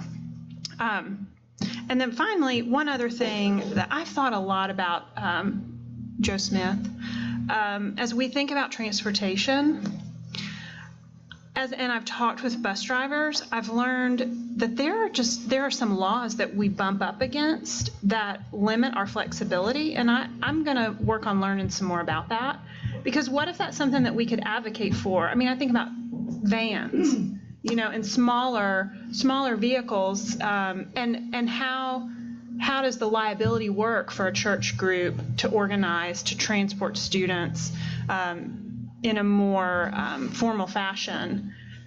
That's a smart way to think, Joe, and you've said it a lot, and we need to dig into how we make it happen, because I know also doing Leadership Hamilton County Schools this year, and Howard Connect lost a large number of students for the very same reason, because of transportation. So continues to be a nut to crack.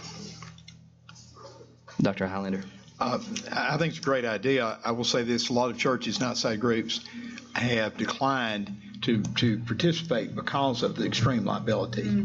And churches have formerly had pre-K programs and really solid ones, and the stipulations from the government have been so strict that many have quit. So it's not that I agree with Joe, many of them would like to participate, but the cost factors for them and the liability factors for them are damaging.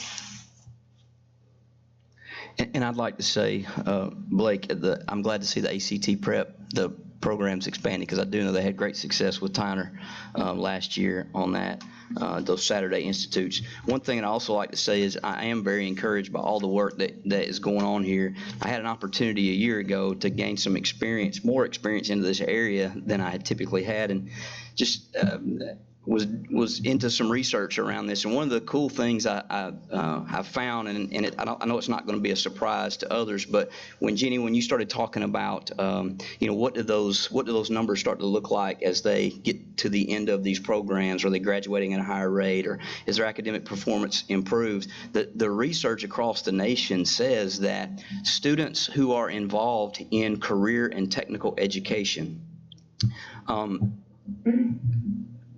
when if they finish a program or they just get exposed to it, you take that group of students along with their more traditional peers who don't take those classes, and then put both of those cohorts into just a purely academic setting. The students who have had exposure to workplace training, career and technical training, outpace their peers even in an academic setting. And so it's absolutely important work. I mean, all the research bears that out. So I'm thankful for what we're doing. All right, anybody else? Thank you, sir. Thanks.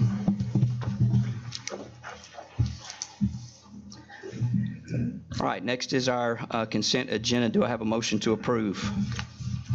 So moved. Second. Did you get those, Ms. Ford? You going to ask if any items? Yeah, did you get the motions? I did. Okay. Thank you. All right, we got any items we need to pull? Dr. Highlander. I'd like to pull 7E1E, and 7E1H. And do I need to also pull for the administrative matters 8A2? Is that appropriate to pull that? It's not timed. It's not. Okay, that's what I asked you about before, but. Okay, we'll have discussion on that after. Okay. After the Okay, consent. right now then, 7E1E and 7E1H. Can you tell me what those are, please? Pardon me? What is 7E1E, what? 7E1E is student disciplinary procedures. Okay. And- Board policy, right? Right, under board policy, and board policy, that was board policy 6.300. And E1H is board policy 6310, alternative school.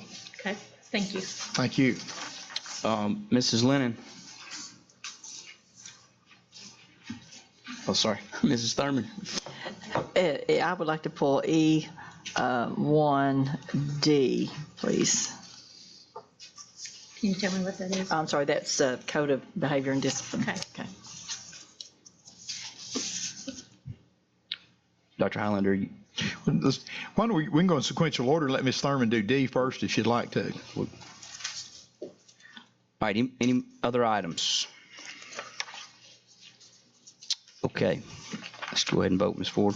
Dr. Highlander? Yes. Mrs. Hill? Yes. Mrs. Jones? Yes. Mrs. Lennon? Yes. Mr. McClendon? Yes. Mrs. Robinson? Yes. Mr. Smith? Yes. Mrs. Thurman? Yes. Chairman Wingate? Yes, so Dr. Highlander, you're going to defer to Ms. Thurman? Okay, go ahead, Mrs. Thurman. Sequential order. Yes, this one is, I talked to Tucker last night. He called about the meeting that you had with some students, and there's just some things that the board, I think, needs to be aware of that they discussed last night that I think that we need to clear up. Of course, I talked with class about clearing up the language in the law about expulsions and suspensions, and I think that probably Scott may be going to work on that, and as well as with Jenny. I think they're working on that so we can get a little bit of clarity there. Also, if Tucker brought up said the students brought up some very important stuff. Tucker, would you like to just say a couple of those things that? Yeah, or Jeremiah, Yeah, okay. if he wants to, and chime in. Superintendent's Advisory Council was last night, and they kind of carried on our conversation that we had Monday night on behavior. And tell me if I get this wrong, but basically it was students were feeling like the schools have a handbook, we have a code of acceptable behavior, and a lot of times the school is actually stricter than what we have, and so it's conflicting. And so I wanted to bring that up, especially when we're talking about what our policy actually says about this. Just every school has a different cell phone policy, every school has a different tardy policy. It just kind of depends. And I know a big thing for me on this code of acceptable behavior, and I think this board, was consistency. And that's something that I heard that last night was there, but it wasn't there just from stuff that's been done in the past, and this is a new document, and I thought that was really big and might help with some of the disconnect that we've seen. But I'll let Jeremiah.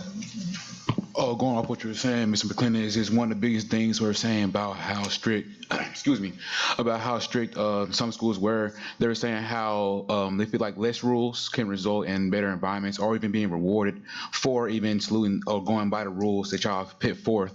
And that was really one of the things they kept echoing and saying, because they feel like the more rules you keep applying, the more rules you keep setting, they feel like that they are unattainable rules. They're saying, oh, we're just in high school, we're just young students. And even they feel like even with respect with teachers, with those rules and how to not respect it because the teachers abuse those rules in some ways. And so those are just some of the big things. Okay, well, like I say, that I just think we just need to be sure that the student handbook coincides with our policy. I think that may be, like you said, where some of the disconnect is. I think I talked to Dr. Johnson about that as well. And So you can go ahead and. Well, just one quick thing I would say to that. Our timing, I think this was mentioned on Monday night, our timing of finalization of the code of acceptable behavior was late July. And so just thinking about being in that principal seat, a lot of times you have a cycle that you're going through. If you finalize your handbook in June, and we have to remember that the district didn't have as robust a document. So what schools, I think, did or have been doing traditionally is really creating their rules based on how they're going to run their building, because there wasn't really any board or district specific guidance, and so now you've got this document. So what schools need to go back and do, and we'll work with them on, is going back, truing up their handbook to align to where we are. Frankly, that's probably going to be a second semester going into next year kind of thing. But what will happen is February, March, we'll start having the conversation about what overhauls we need to make to the code of acceptable behavior. We'll get a refreshed document in front of the board. The board can codify that document, and then at that point, schools now will have a document in April that they can generate their handbooks off of that is more tightly aligned or directly aligned to what the board said. I want just one last thing, and I'll close my mic down. I did hear one of the second comments that a student made, and it was kind of funny how it made it. Jeremiah, and Tucker was there too. He said, I said, well, what are your parents seeing, knowing about the code of behavior? And he said, we went from this front and back pamphlet to this, what do you say, hefty little book, I think is how he said it. And so he talked about appreciating having much more detail laid out. Now, granted, these are student leaders that they're going to stay on the track, but it was interesting to hear that. I don't know, that was really interesting. Oh, you said just going on what you were saying about how they were saluting how it was more detailed. A lot of students were concerned about, we just had this little 3-page pamphlet. What does this really mean? And so with the booklet that we received on this year, I think that was a big help to the students. Even how they were saying how if sometimes you could even have different events or even different meetings to where you could even explain the expectations you all have for us students. That's the big thing a lot of students were saying, because they feel like if you just explain what you all see us wanting to achieve, seeing the goals we want to achieve, they will be able to be more, have more open ears, instead of seeing it as, they're just giving us rules. They're treating us like children rather than the future, the next generation. And so I think it's a big thing.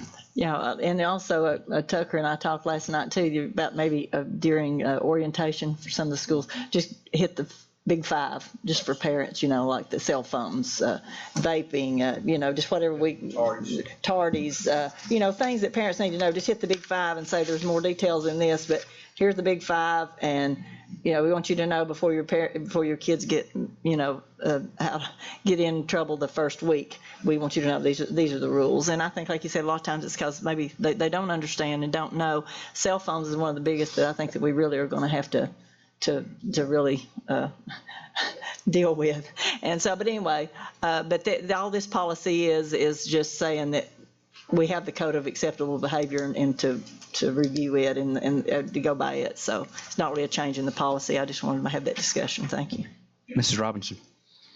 Sure. I just wanted to comment to Rhonda that I think that informing the parents of kind of those big 5 is huge. I mean, I feel like as a parent, I have a second grader and I even miss things that get brought home with him, so I can't imagine at the middle school and high school level how easy it'd be to just really kind of lose touch with what those things are. So I think that's an excellent idea. All right. Do we have a motion to approve that item? I move to approve. Second.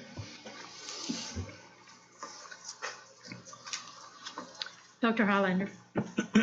Yes. Mrs. Hill. Yes. Mrs. Jones. Yes. Mrs. Lennon. Yes. Mr. McClendon. Yes. Mrs. Robinson. Yes. Mr. Smith. Yes. Mrs. Thurman.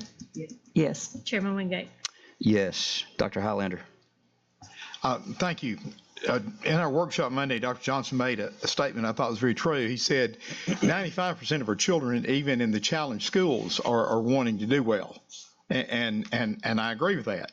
But having more years than I care to share practical experience, that other 5% can be very detrimental to both the education and the safety of the other 95%. And I think it's incumbent on all our administrators and teachers to make sure that that 5% is not able to disrupt. And I think this system has done a great job, and Dr. Johnson and his staff have gone out of their way to make sure the children that are, whether they're challenged at home or whatever, they come with trauma, and they do. And we all know that. And I wish we could fix their home situations, but we can't. We can help. I mean, Mr. Smith took children into his home, what, 19, Coach Smith? And did a great job. He provided a stable home atmosphere for them, and that's why they were able to, by and large, be successful. And I appreciate his doing that. And we can do everything we can, but we can't change the home life. But I think it is, there's several situations come up in different districts that have come to me from parents that are very concerned about their children. If there is a really volatile child that is threatening people, hitting people, constantly disruptive, and they said, we're going to pull our children out until that kid's gone. And so we have got to impress on our school leaders that I think we need an alternative situation. We have an alternative school at Washington. I'm thankful for that. I think we need an alternative school which is on a bus route, on a city bus route. I mean, I've all advocated for Hillcrest possibly, or somewhere else that they can get to where it is not a huge challenge for them to get. Some of them can't get all the way to Washington because it's not on a bus route. And it's a challenge for parents to do that. I think we should have alternative classrooms within the school. If you could even start second semester, you could take teachers, volunteer, or whatever out of one of their blocks, one of their classes, and assign them one class and have a serious lockdown, have a real teacher in there. If it's a special needs class, and I'm not talking about ISS with a retired secretary in there. I'm talking about a real teacher, having an alternative classroom and coming in. I think it's something we need to do. We need to put more bite in our discipline. And if I can have a point of privilege for just one moment, I think he's still here. In the 1970s, when I first started teaching, there was a gentleman that the kids always towed the line around. He was real strong for discipline. He happens to be here tonight. Dr. Robertson, your wife's uncle was kind of a rounder, but when Coach Paul Barnett walked in the room, Johnny Bradford got real quiet, and yes sir, no sir. And so and these children, a lot of them don't have strong home backgrounds, and we need to work and let them know. But we can't change them, but we cannot afford to let the other 95% be negatively affected. And I think we need to put more bite in giving a solid alternative program for our children that are having trouble following the rules. And in line with that, I know this is like our Constitution. It should be a changing document, a living document that's changed as needed and not set in stone and left forever. And am I correct, Dr. Johnson? That's the way this is? This is a living document that we need to upgrade as needed. And I don't usually look at a text from here. I did a minute ago. One of my constituents said, Dr. Handler, please explain to the group that we're not a democracy, and we're not. Only Athens had a pure democracy. We're a democratic republic. We elect officers to make, and someone made the statement, and so I thought, okay, we are a democratic republic, that's not party affiliations for either way. That's the type of government that we have. And the person said, how can we understand civics if we don't understand that? So I did tell them I would make that point. I do appreciate very much the fact that we're trying to work toward this. I am concerned that 5% not inhibit the education and safety of the teachers and the other 95%. And in line with that, going down to H in board policy for alternative schools, I've already discussed it. I think we need to enhance alternative learning opportunities, not ISS, alternative learning opportunities, both in the school and outside. And I guess that's more for discussion than it is a movement per se, but thank you. Mrs. Hill. Thinking about the behavior issues that have been brought up over the last couple of weeks. In our Monday session, I was saying, we have the same students, we have a different policy. And so that was all I was thinking was different in relation to this conversation. But it occurs to me another big change that our district has undergone this year is full inclusion. And so I think that when we consider some of the behavior challenges that our teachers are facing, some of them I know are new because we have students who have been in a more secluded environment, now in a general education environment, and there's going to be an ongoing process of staffing as we get positions hired for special ed assistants. Also, as we get our gen ed teachers more training on how to make accommodations and adapt lessons. As the weight of that and the responsibility of that settled onto my shoulders, I will say I found a little relief in that this issue came up at our Rock Point advisory group meeting, and something that I noticed was last year we were all really overwhelmed with benchmarks. It was a tough rollout, a big learning curve. And this year, just one school year later, when we said, how are benchmarks going? Everybody said they're going great and they're a terrific tool.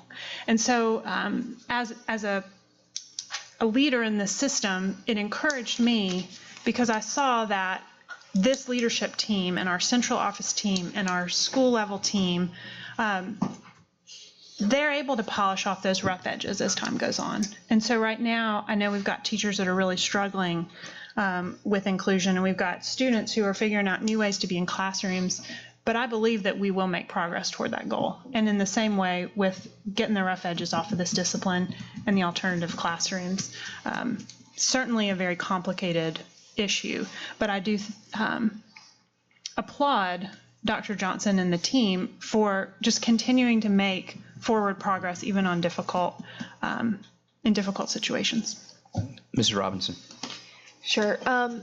In regards to the suggestion by Dr. Highlander of a second alternative school, I think we actually did talk about that at one point, and so I'm sure Dr. Johnson has some comments about that. But I just also wanted to point out that the Bridge program that you implemented last year is a good example of how alternative programs can be placed inside the schools. I know that you guys piloted that. Perhaps this would be a good time for us to hear a little bit more about where we are with a potential second alternative school and these programs that we piloted last year and where we might be with expanding them. Absolutely, and I'm going to let Marsha actually talk just a touch about because I think it's important to talk about both levels. So the challenge with the Code of Acceptable Behavior is primarily in school systems across the country, and ours is no different. Your Code of Acceptable Behavior is a middle school through high school document, and then the K-5 piece, oftentimes you operate a lot differently in K through 5 just because your strategies are a lot different. And so our district's no different. Now what I know Neely and Patricia Russell and several others have been very involved in, Marsha is working through a K through 5 guidance manual, so to speak, Code of Acceptable Behavior and support manual for grades K through 5. And I'll let Marsha talk some about the classrooms that the alternative settings, so to speak, and the expansion of those that we were able to have through the budget and progress towards those. With alternative school, obviously we are looking at a second, third, and fourth site, and so more to come on that. We know that bus line is an issue, absolute issue, and frankly, it's our goal to stand up a second environment by second semester, if at all possible. And so space and place is a conversation to have around that. The second environment would be temporary because I do think Hillcrest could be a viable option, and so we know that we're kind of got an eye on that, but it absolutely is a need to get a location that's much closer to our oftentimes most significant concentrated schools that are the most significantly impacted or use alternative school the most frequently. So Marsha, you want to talk a bit about K to 5, kind of what's going on there for alternative behavioral environments? Sure. So on Monday, we will present to our senior leadership team our K-5 behavioral manual, and then we will present it to our principals on Wednesday afternoon at the principals meeting. And we do have 12 classrooms, behavioral classrooms, bridge classes, and learning to learn classrooms at 8 different locations that we're starting up within the district this school year. So that we were able to add with this current budget. So that's an increase of. That is an increase how many? over last Yeah. year. An increase of, I think we had 7. Yeah, we have 5. Yeah, and we'll have 12 this year. And I do have a quick question about that. Can you tell me what the staffing is for those locations? The only reason why I ask is because I know that there was feedback on the bridge program that it didn't have enough teachers or staff. Okay, so to really handle the students. Okay, so within the classrooms, we will have a certified teacher and an assistant, and the goal is to have the classrooms with between 5 to 8 students. And we also have 5 behavioral coaches that will be working in each learning community, that are working in each learning community as well. Yeah, just one other brief thing I'd say, just at a very high level. I know we want to move from this item, but everything that we've tried to do has been in response to feedback, whether it's been board, whether it's been teacher, whether it's been leader. We hear so many of our principals, and a lot of times you don't think about elementary discipline and what we're dealing with at the elementary school. A lot of times it's more difficult at the elementary school because you've got a younger student that's not really conceptualizing or rationalizing the behavior and what they're doing, and so you're trying to help make sense, and so you've got to push in more supports as well as having those those alternative environments. You also are trying to rehabilitate's too strong a word, but you're trying to make sure that student can cope with being in a classroom, and so the elementary is a really complex one, really more complex oftentimes than the secondary level, and so we hear the need and have really worked to respond. And frankly speaking, this is a conversation across the country, and it's the right conversation to be having in supporting schools, supporting our students. So we absolutely. As well as Jeremiah said something earlier about focusing and rewarding the positives. And so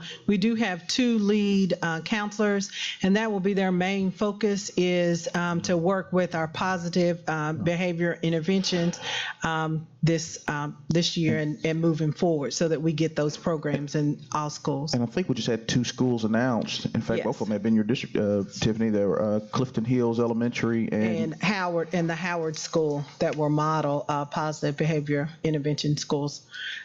Should have had a big announcement at the schools today, right? There was a press release. Yes. Dr. Highlander. I'm sorry. I apologize. I did one thing I did want to add on 7D the E1E, the discipline procedures. I think that we are remiss in treating a school bus like a classroom.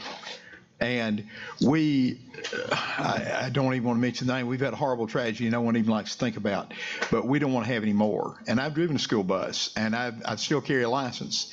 And when someone has a major disruption on a school bus, I don't care if it's in a rural, suburban, or urban area. It matters not. When they are extremely rude and disrespectful to the driver, they cause fights, they refuse to obey and do what they're told, it is a physical endangerment to every person on that bus.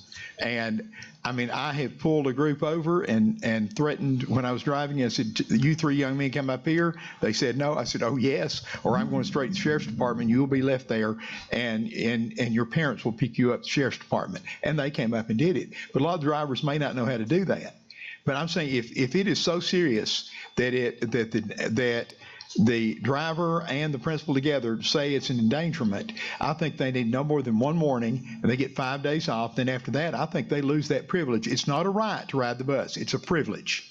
By state law, it is a privilege, not a right. Am I correct, Dr. Johnson? And so I think we have got to put a whole lot more teeth in bus discipline and support our bus drivers. And I would advocate that we look at an amendment to this, to this E1E and add, because right now, the way I read it, unless I've misread it, buses are considered in the same format as classrooms. And I think we need, since the classroom is a legal requirement, the bus is a privilege. And I think we need to treat them differently. If they can get a warning, if they continue major disruptive and dangerous behavior, I think they need to be off for the year. And I would put that in form of a motion, or I could let Dr. Johnson and his team prepare it the way they would like to. Yeah. If you give us some time with that, we can easily pull that policy and let us kind of work through it. Because I think we'll need to provide additional clarification for schools around what that really looks like and what the offense looks like, and because what you don't want is to overcorrect to another way. I agree. And I will say this, like, and I know that it's always a point of conversation, just having been a principal working in the building and having buses that come in and out. You always try to work collaboratively with your bus drivers to address student discipline, and I believe strongly that our leaders do that. I always know there's opportunity in the room to get better, and so I firmly believe that we'll continue to do that as well. But I haven't heard, and I saw Brandon here, I'm not putting you on the spot, but I haven't heard as much this year to date about student discipline. Not that every bus route is, wonderful. I don't know. Are you hearing?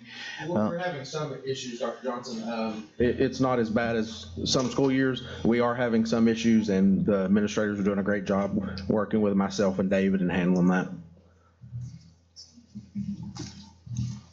Mr. Smith. Just real quick, because I do know we want to move on, but just kind of dreaming a little bit and having a God-sized vision instead of a man-sized vision.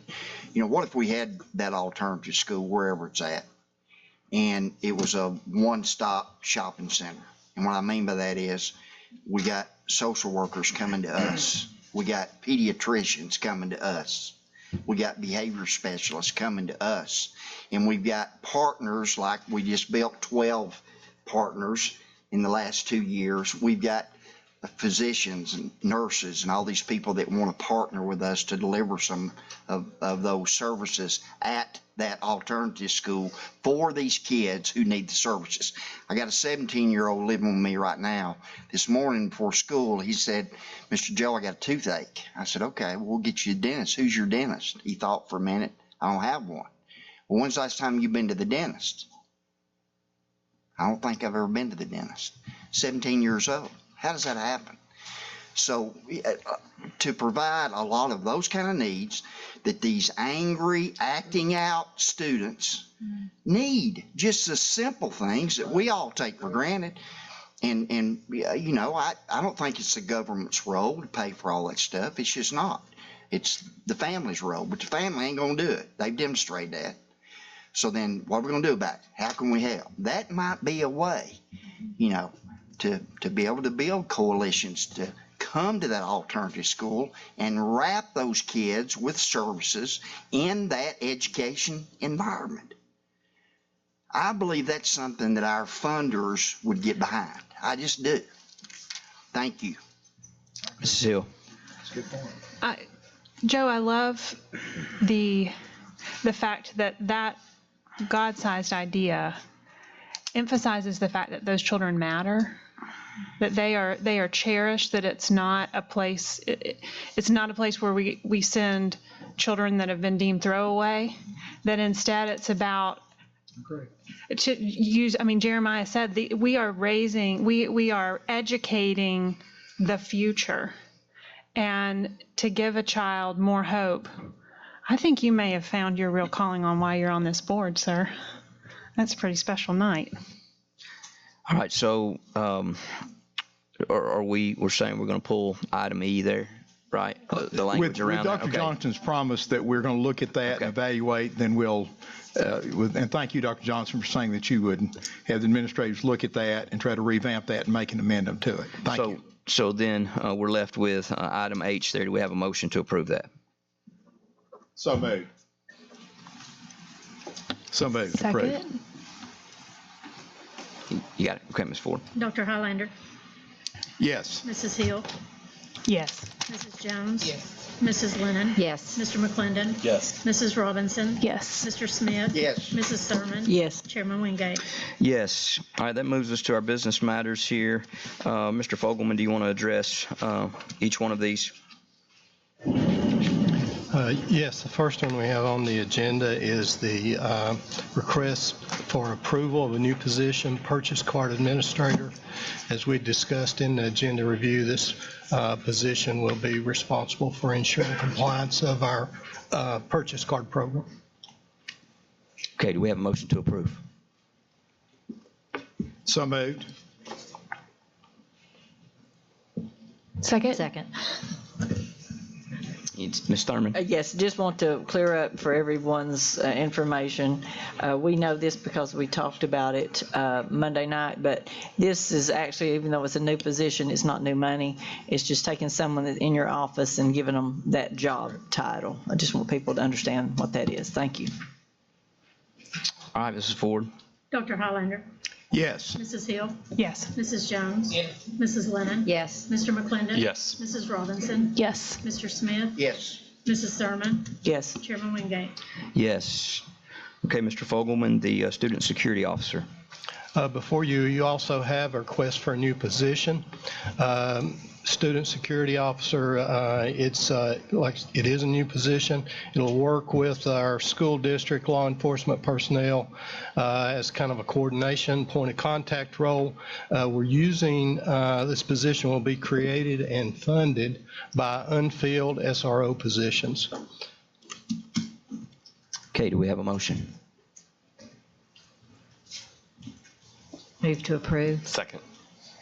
Okay, Mrs. Robinson. Okay, so let's talk about the funding of this position. So we're going to use money from unfilled SRO positions. Does that mean that we will not continue filling our SOR needs? Help me understand what this does to the overall SRO need. Tell me the math behind that, Brent. So the budget currently includes $500,000 for SRO positions, up to 7 positions. Since that was put into the budget effective July 1st, 2018, we have not spent much more than half of that because they've been unable to fill positions. As we discussed Monday, we currently have 9 vacancies and they have 4 more scheduled to go on leave. So the expectation is that we're not going to be able to fully fill those positions in the near future. And we only pay for the positions once the sheriff has filled the positions that they're supposed to fill. Ours are 7 additional to the ones that they fill. Gosh, I don't want to belabor this, but it just feels like it'd be inappropriate to not belabor it. But it makes me really concerned for the safety of our, now I guess it would be 13 schools that wouldn't have SROs. Is that right? At some point in time? Is that right? Correct. So they have 9 vacancies at this juncture. They have 4 that are going on leave.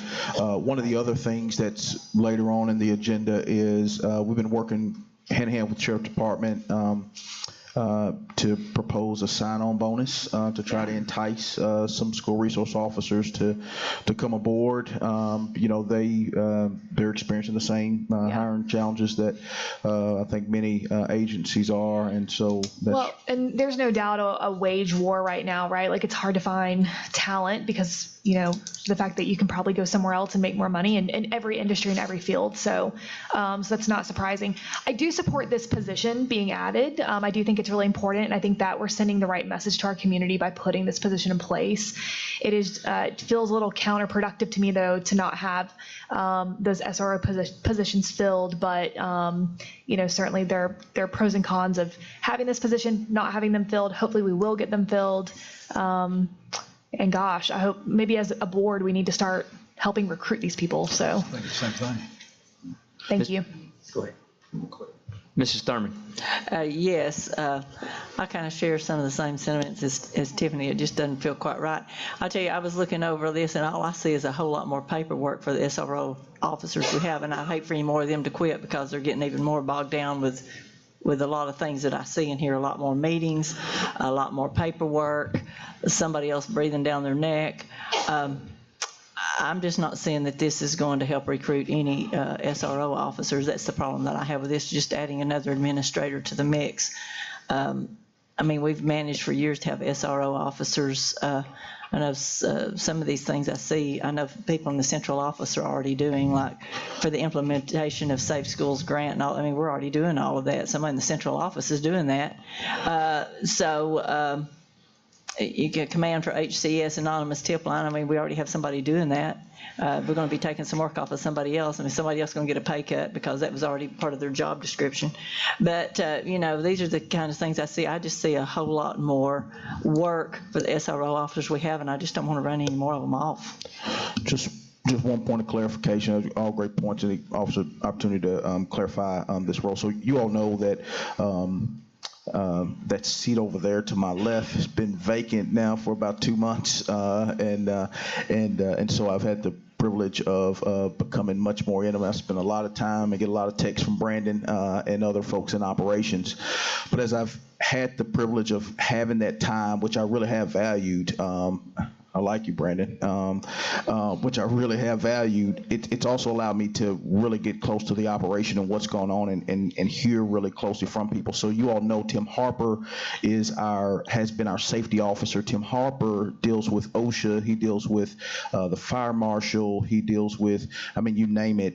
He'll be dealing with the lead testing. When we get to the radon point, he'll be dealing with all those elements. And frankly speaking, he just told me he can't get to the depth and the level of sophistication around student security that he really wants to. Kathy and I actually met with a teacher from Red Bank, and she's done a lot with coordination of their school level work and really, frankly, and I don't want to put too much out there from a student security standpoint, we have the ability to be even better. And I think we've done a lot around student security, but I think we can be better. This isn't as much an oversight. It isn't an oversight at all of any school resource officers. It is about continuity. It is about having one clear access point for the tip line. It's about one clear access point or one clear person that deals with inputting our emergency plans onto Navigate, which is a state provided website. We are also exploring the possibility of bringing to the board an expansion of Navigate, which also has a reunification component added to it. So there are a ton of elements within there that's about centralizing this. Also, our controlled access doors right now. We've got student security. We do, Rhonda, to your point, have it fragmented across about 5 different people. Our student safety, our school safety grant is with Karen. Our controlled access is with Ben. Elements of our emergency plan are with Tim.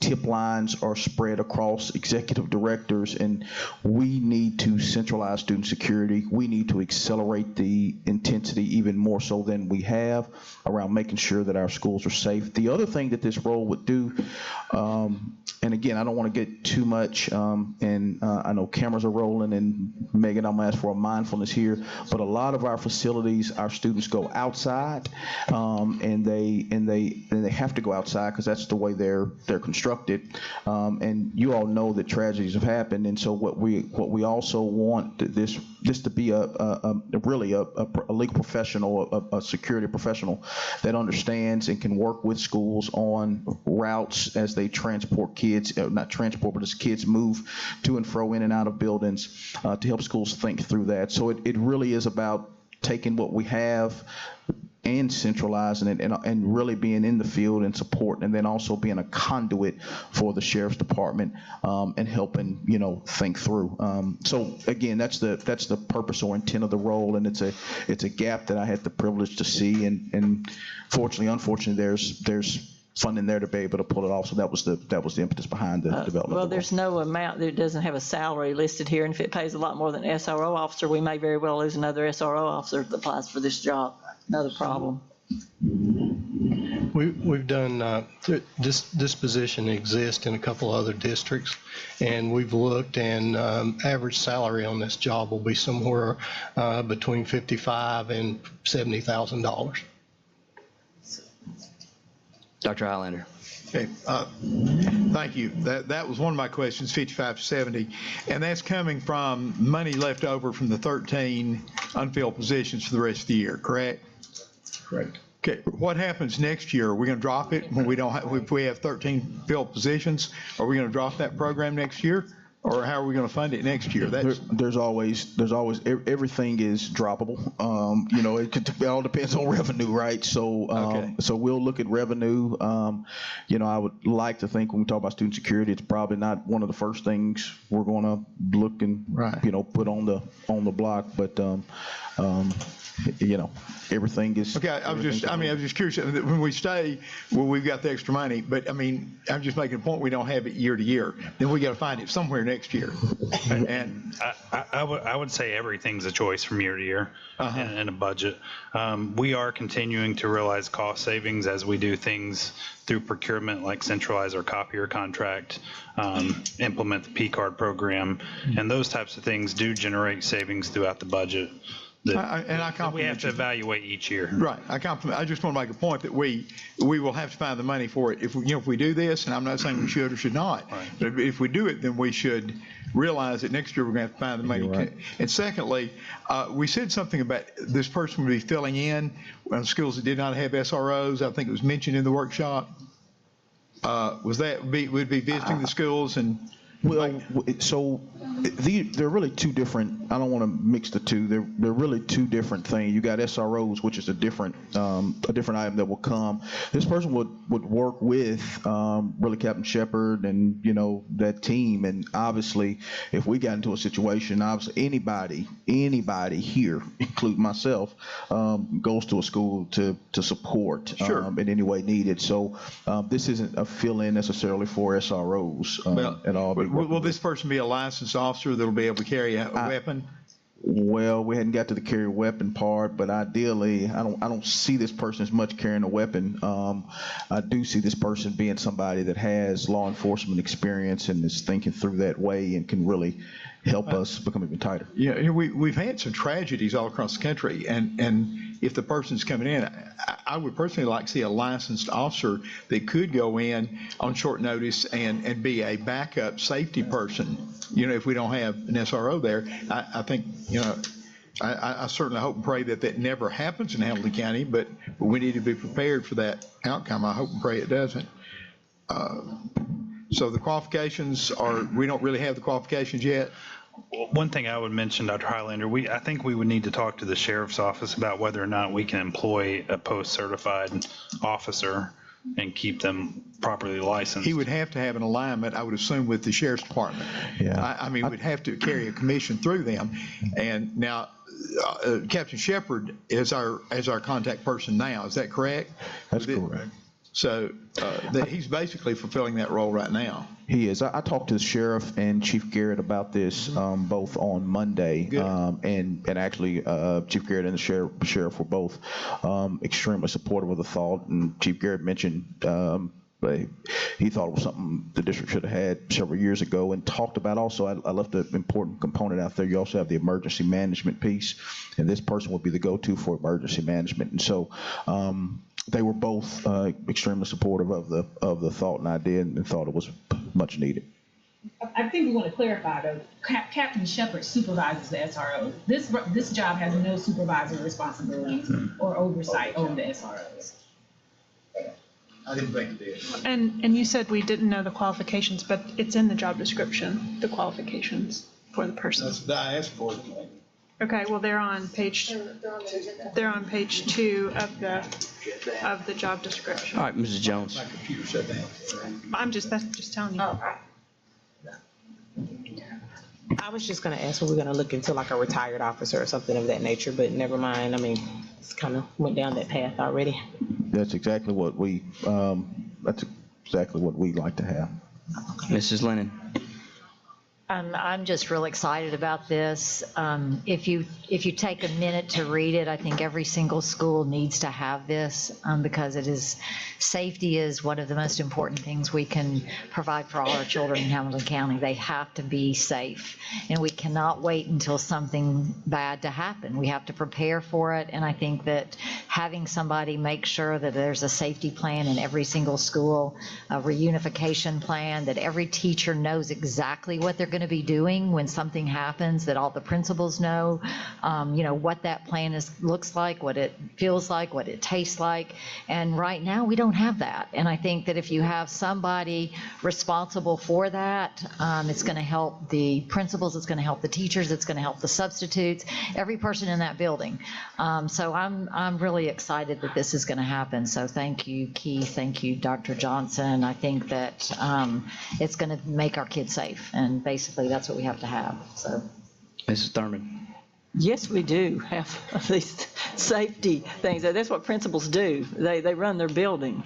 I know, but all the safety plans are not in place at every single school, Ms. Thurman. Well, shame on us if they're not, because we sure have hounded on this since we went to we went to this class up in Nashville, I remember very well, sitting through all of this, and we were assured that everything was being taken care of our buildings. So if they're not, shame on us. Just one point of clarification. They have safety plans. They have safety plans. They have, and they have, we provided them not just, they have a school level safety plan. They have district level clarity around safety. The thing that we want to get even clearer on is what we call tabletops, in particular, where they're actually going through scenarios and actually working through it, because unfortunately, if a tragedy happens, you have to prepare as though a tragedy happens, and so that's absolutely. But the reality is we're down a third of the SROs. You know what I mean? Currently in the district. All right. So Mr. Wingate. So go ahead, Mrs. Jones. I need some clarity here. I'm confused. So I know what I read on the agenda, and I know what Brent and Keith are saying, and Dr. Johnson, and I'm also hearing my peers. So I just want to make sure that this position is where we're looking for someone who has the law enforcement expertise that we need and the emergency management expertise that we need to be able to handle this across the district, in lieu of the fact that right now we do not have. So it's not an please clarify that, because tomorrow it's going to be a million calls and emails because everybody done put opinions out. I need just more clarity for the public and for myself, because now I got a haze. Okay. So this is not an administrator. This is a school system role. This is to support schools with security, with implementation of security plans. This is also to help us tighten up even more on some of our procedures. Absolutely, our SROs do a great job in the places that they're in, but we also know that we have many schools that are uncovered from the standpoint of day-to-day, and even at full capacity, 36, 37 our SROs we have, if we were at full strength, we would still have multiple schools that are uncovered in a full-time SRO capacity. And so there are things that we can do from a safety and security standpoint, and a security a professional, a law enforcement professional supporting our school district in thinking through how do we best prepare in the case of tragedy, but then also how are we proactive instead of being reactive, and then how do we, since this position has no authority, no administrative responsibility for SROs. Captain Shepard is the SRO supervisor. Okay, thank you. All right, before we vote, Mrs. Thurman, I just want to clarify, make sure I understand. So you made a comment about adding more work to SROs. Well, I'm just looking at all of this paperwork here. I mean, somebody's going to have to fill out the paperwork about the schools. What are you doing here? What are you not doing here? But they already, I think what, I know they already, this is what, okay. what I'm saying is I just want to see that because. We have 13 schools without SRO, so this one guy's going to take on all 13. It's going to make us more safe. No. I think trying to figure it out. That's what we. I think hang on, guys. I think, so again, this, as far as I understand, this role has nothing to do with SROs. There's no supervision of an SRO. There's no evaluation of an SRO. There's no asking an SRO to, as a matter of fact, we don't have the authority to ask an SRO to do anything. I mean, they're the sheriff's employee. I think this is a point of contact, which I think we already have this job description under another, if I'm seeing this correctly, under another employee, and the bottom line is the amount of work that needs to be done in this area along with other areas. It's more than one person can do. As far as an SRO, that's the sheriff's department's deal.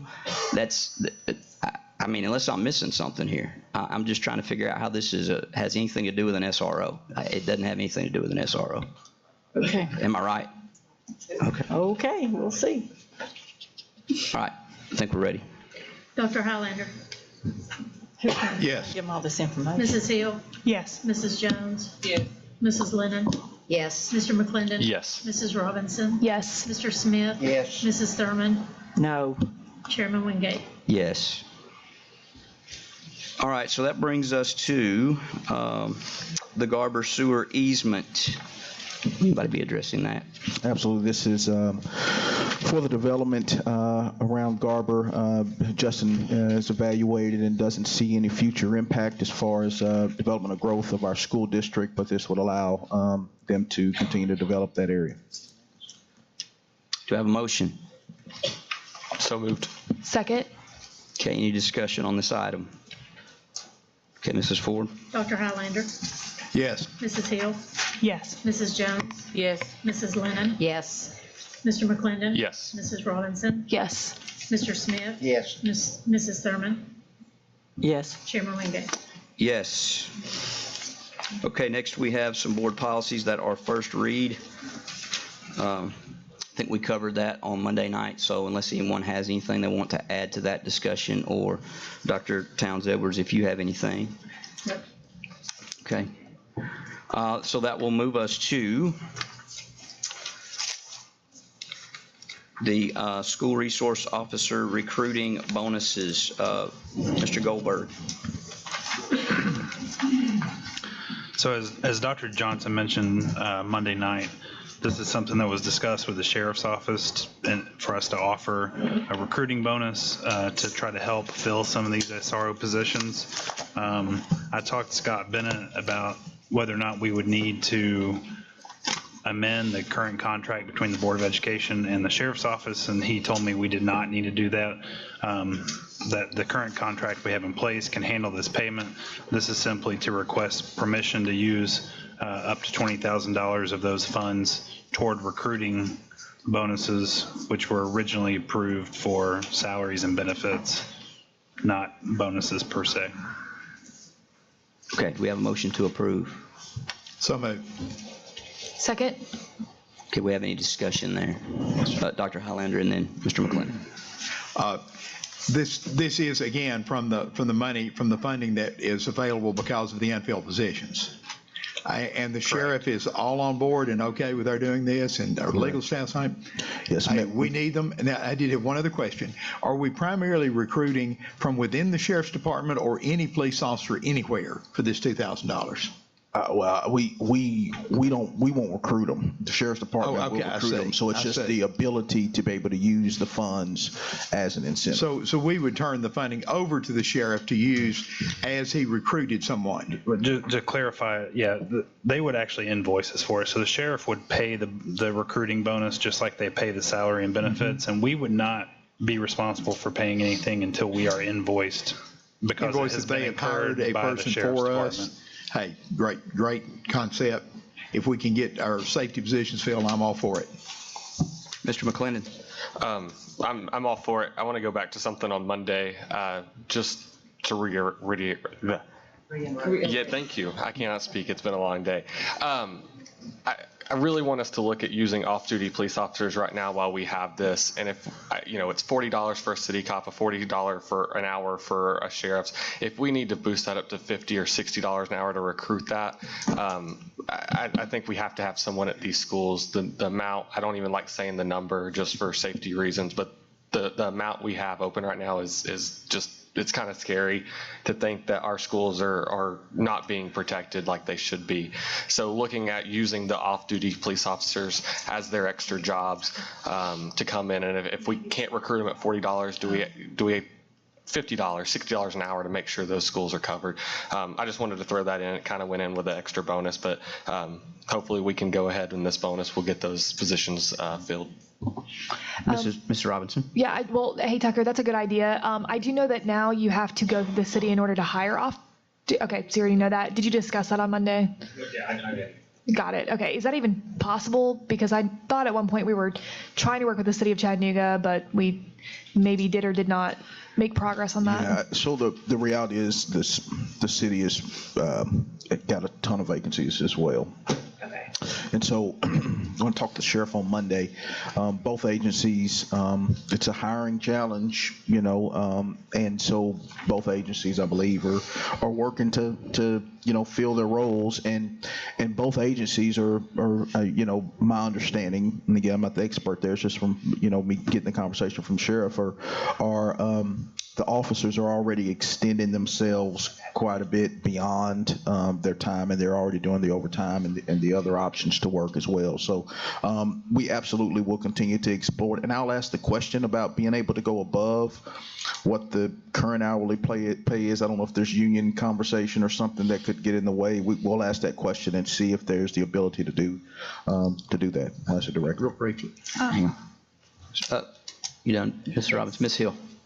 I did some quick math on Monday and just did some quick math again, and even low estimates, $40 an hour for an SRO isn't extremely high compared to the salary for an SRO. And so I think while that sounds great for short events and things, it's by no means a long-term solution, and I would not say that it in no way aligns with the similarity to a cost for a substitute teacher compared to a regular salaried teacher. I think we need to do a lot of math before we really start thinking that, especially, Tucker, as you say, 40, 50, 60. We have to be realistic about the cost there for 7.5 hours of school every day. And you want to talk about a recruitment problem, you could really make a really great salary not being an SRO and just filling in. So I'm not sure how viable that is. One thing I'll share that I know the sheriff's department is very sensitive to, just in conversation, is the relationship component. I think the kid mentioned this in an article today, the relationship component between the SRO and the student, and they're very reluctant to, for any long-term piece. In a short term, there may be some, but any long-term period of time of having, a lot of transiency in the role, because really what those SROs do, and we're featuring one, I Am Hamilton, the one out at Saudi Daisy, which I believe went to school at Saudi Daisy, but what they do a lot of times is they get the tip before it hits social media, because they've built such relationships with the kids that the kids feel comfortable coming to them and telling them what's going on. So I know they're very sensitive to transiency in those roles. So we'll definitely have the conversation again and just see where it goes, and from a budget standpoint. Dr. Highlander. This is just very briefly. I'd like to commend both Chief Roddy and Sheriff Hammond, and I'm sure Dr. Johnson's aware of this. They have both worked with our schools, and they say when they are suggesting to their officers to take their patrol cars and park in front of a school during school time. And I have talked to both deputy sheriffs and city police officers, and they have assured me they do that. And I would just like to publicly thank both the mayor, both mayors, and the police chief and the sheriff for carrying out with that. And they do. I have gone by and seen police cars, city police cars and sheriff's cars in front of our schools, and I, for one, and I feel like this whole board is very thankful for those people's intervention on our behalf. Thank you. Okay, I think we're ready, Mrs. Ford. Dr. Highlander. Yes. Mrs. Hill. Yes. Mrs. Jones. Yes. Mrs. Lennon. Yes. Mr. McClendon. Yes. Mrs. Robinson. Yes. Mr. Smith. Yes. Mrs. Thurman. Yes. Chairman Wingate. Yes. Okay, that brings us to our board matters. The item that you have before you there is one that I'd requested for us to visit. As you guys know, on the advice of our counsel in regards to BEP litigation, he has recommended to us that there's no reason to pursue the matter for all the reasons that we have discussed. And so I want to make a recommendation or a motion that we dismiss the case by agreement with the state. Second.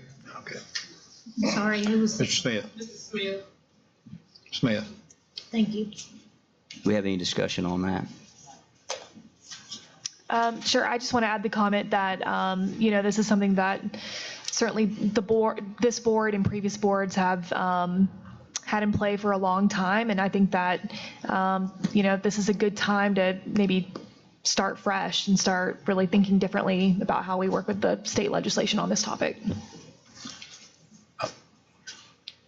You got something? Yeah. Go ahead. I would like to say that I appreciate our legislators. While it's not where we want it to be on the BEP, they have taken steps, and I appreciate our delegation and the steps that they have taken to bring us closer to what it should be, and that's why I'm willing to support it. Okay, Mrs. Ford. Dr. Highlander. Yes. Mrs. Hill. Yes. Mrs. Jones. Yes. Mrs. Lennon. Yes. Mr. McClendon. Yes. Mrs. Robinson. Yes. Mr. Smith. Yes. Mrs. Thurman. Yes. Chairman Wingate. Yes. Okay, quickly, we've got events and announcements here. Report cards tomorrow. Half day for students. Legislative delegation breakfast will be November 7th at the McDaniel Building. Half day for students November 13th. We've got fall recruitment fair going on also that same day at Ooltewah High School that evening. Remember the Government Relations Day on the 14th at WTCI. And we will get together again, it looks like, on November 18th for an agenda session. Anyone have any other announcements? And 21st is board meeting. Yes. Meeting adjourned.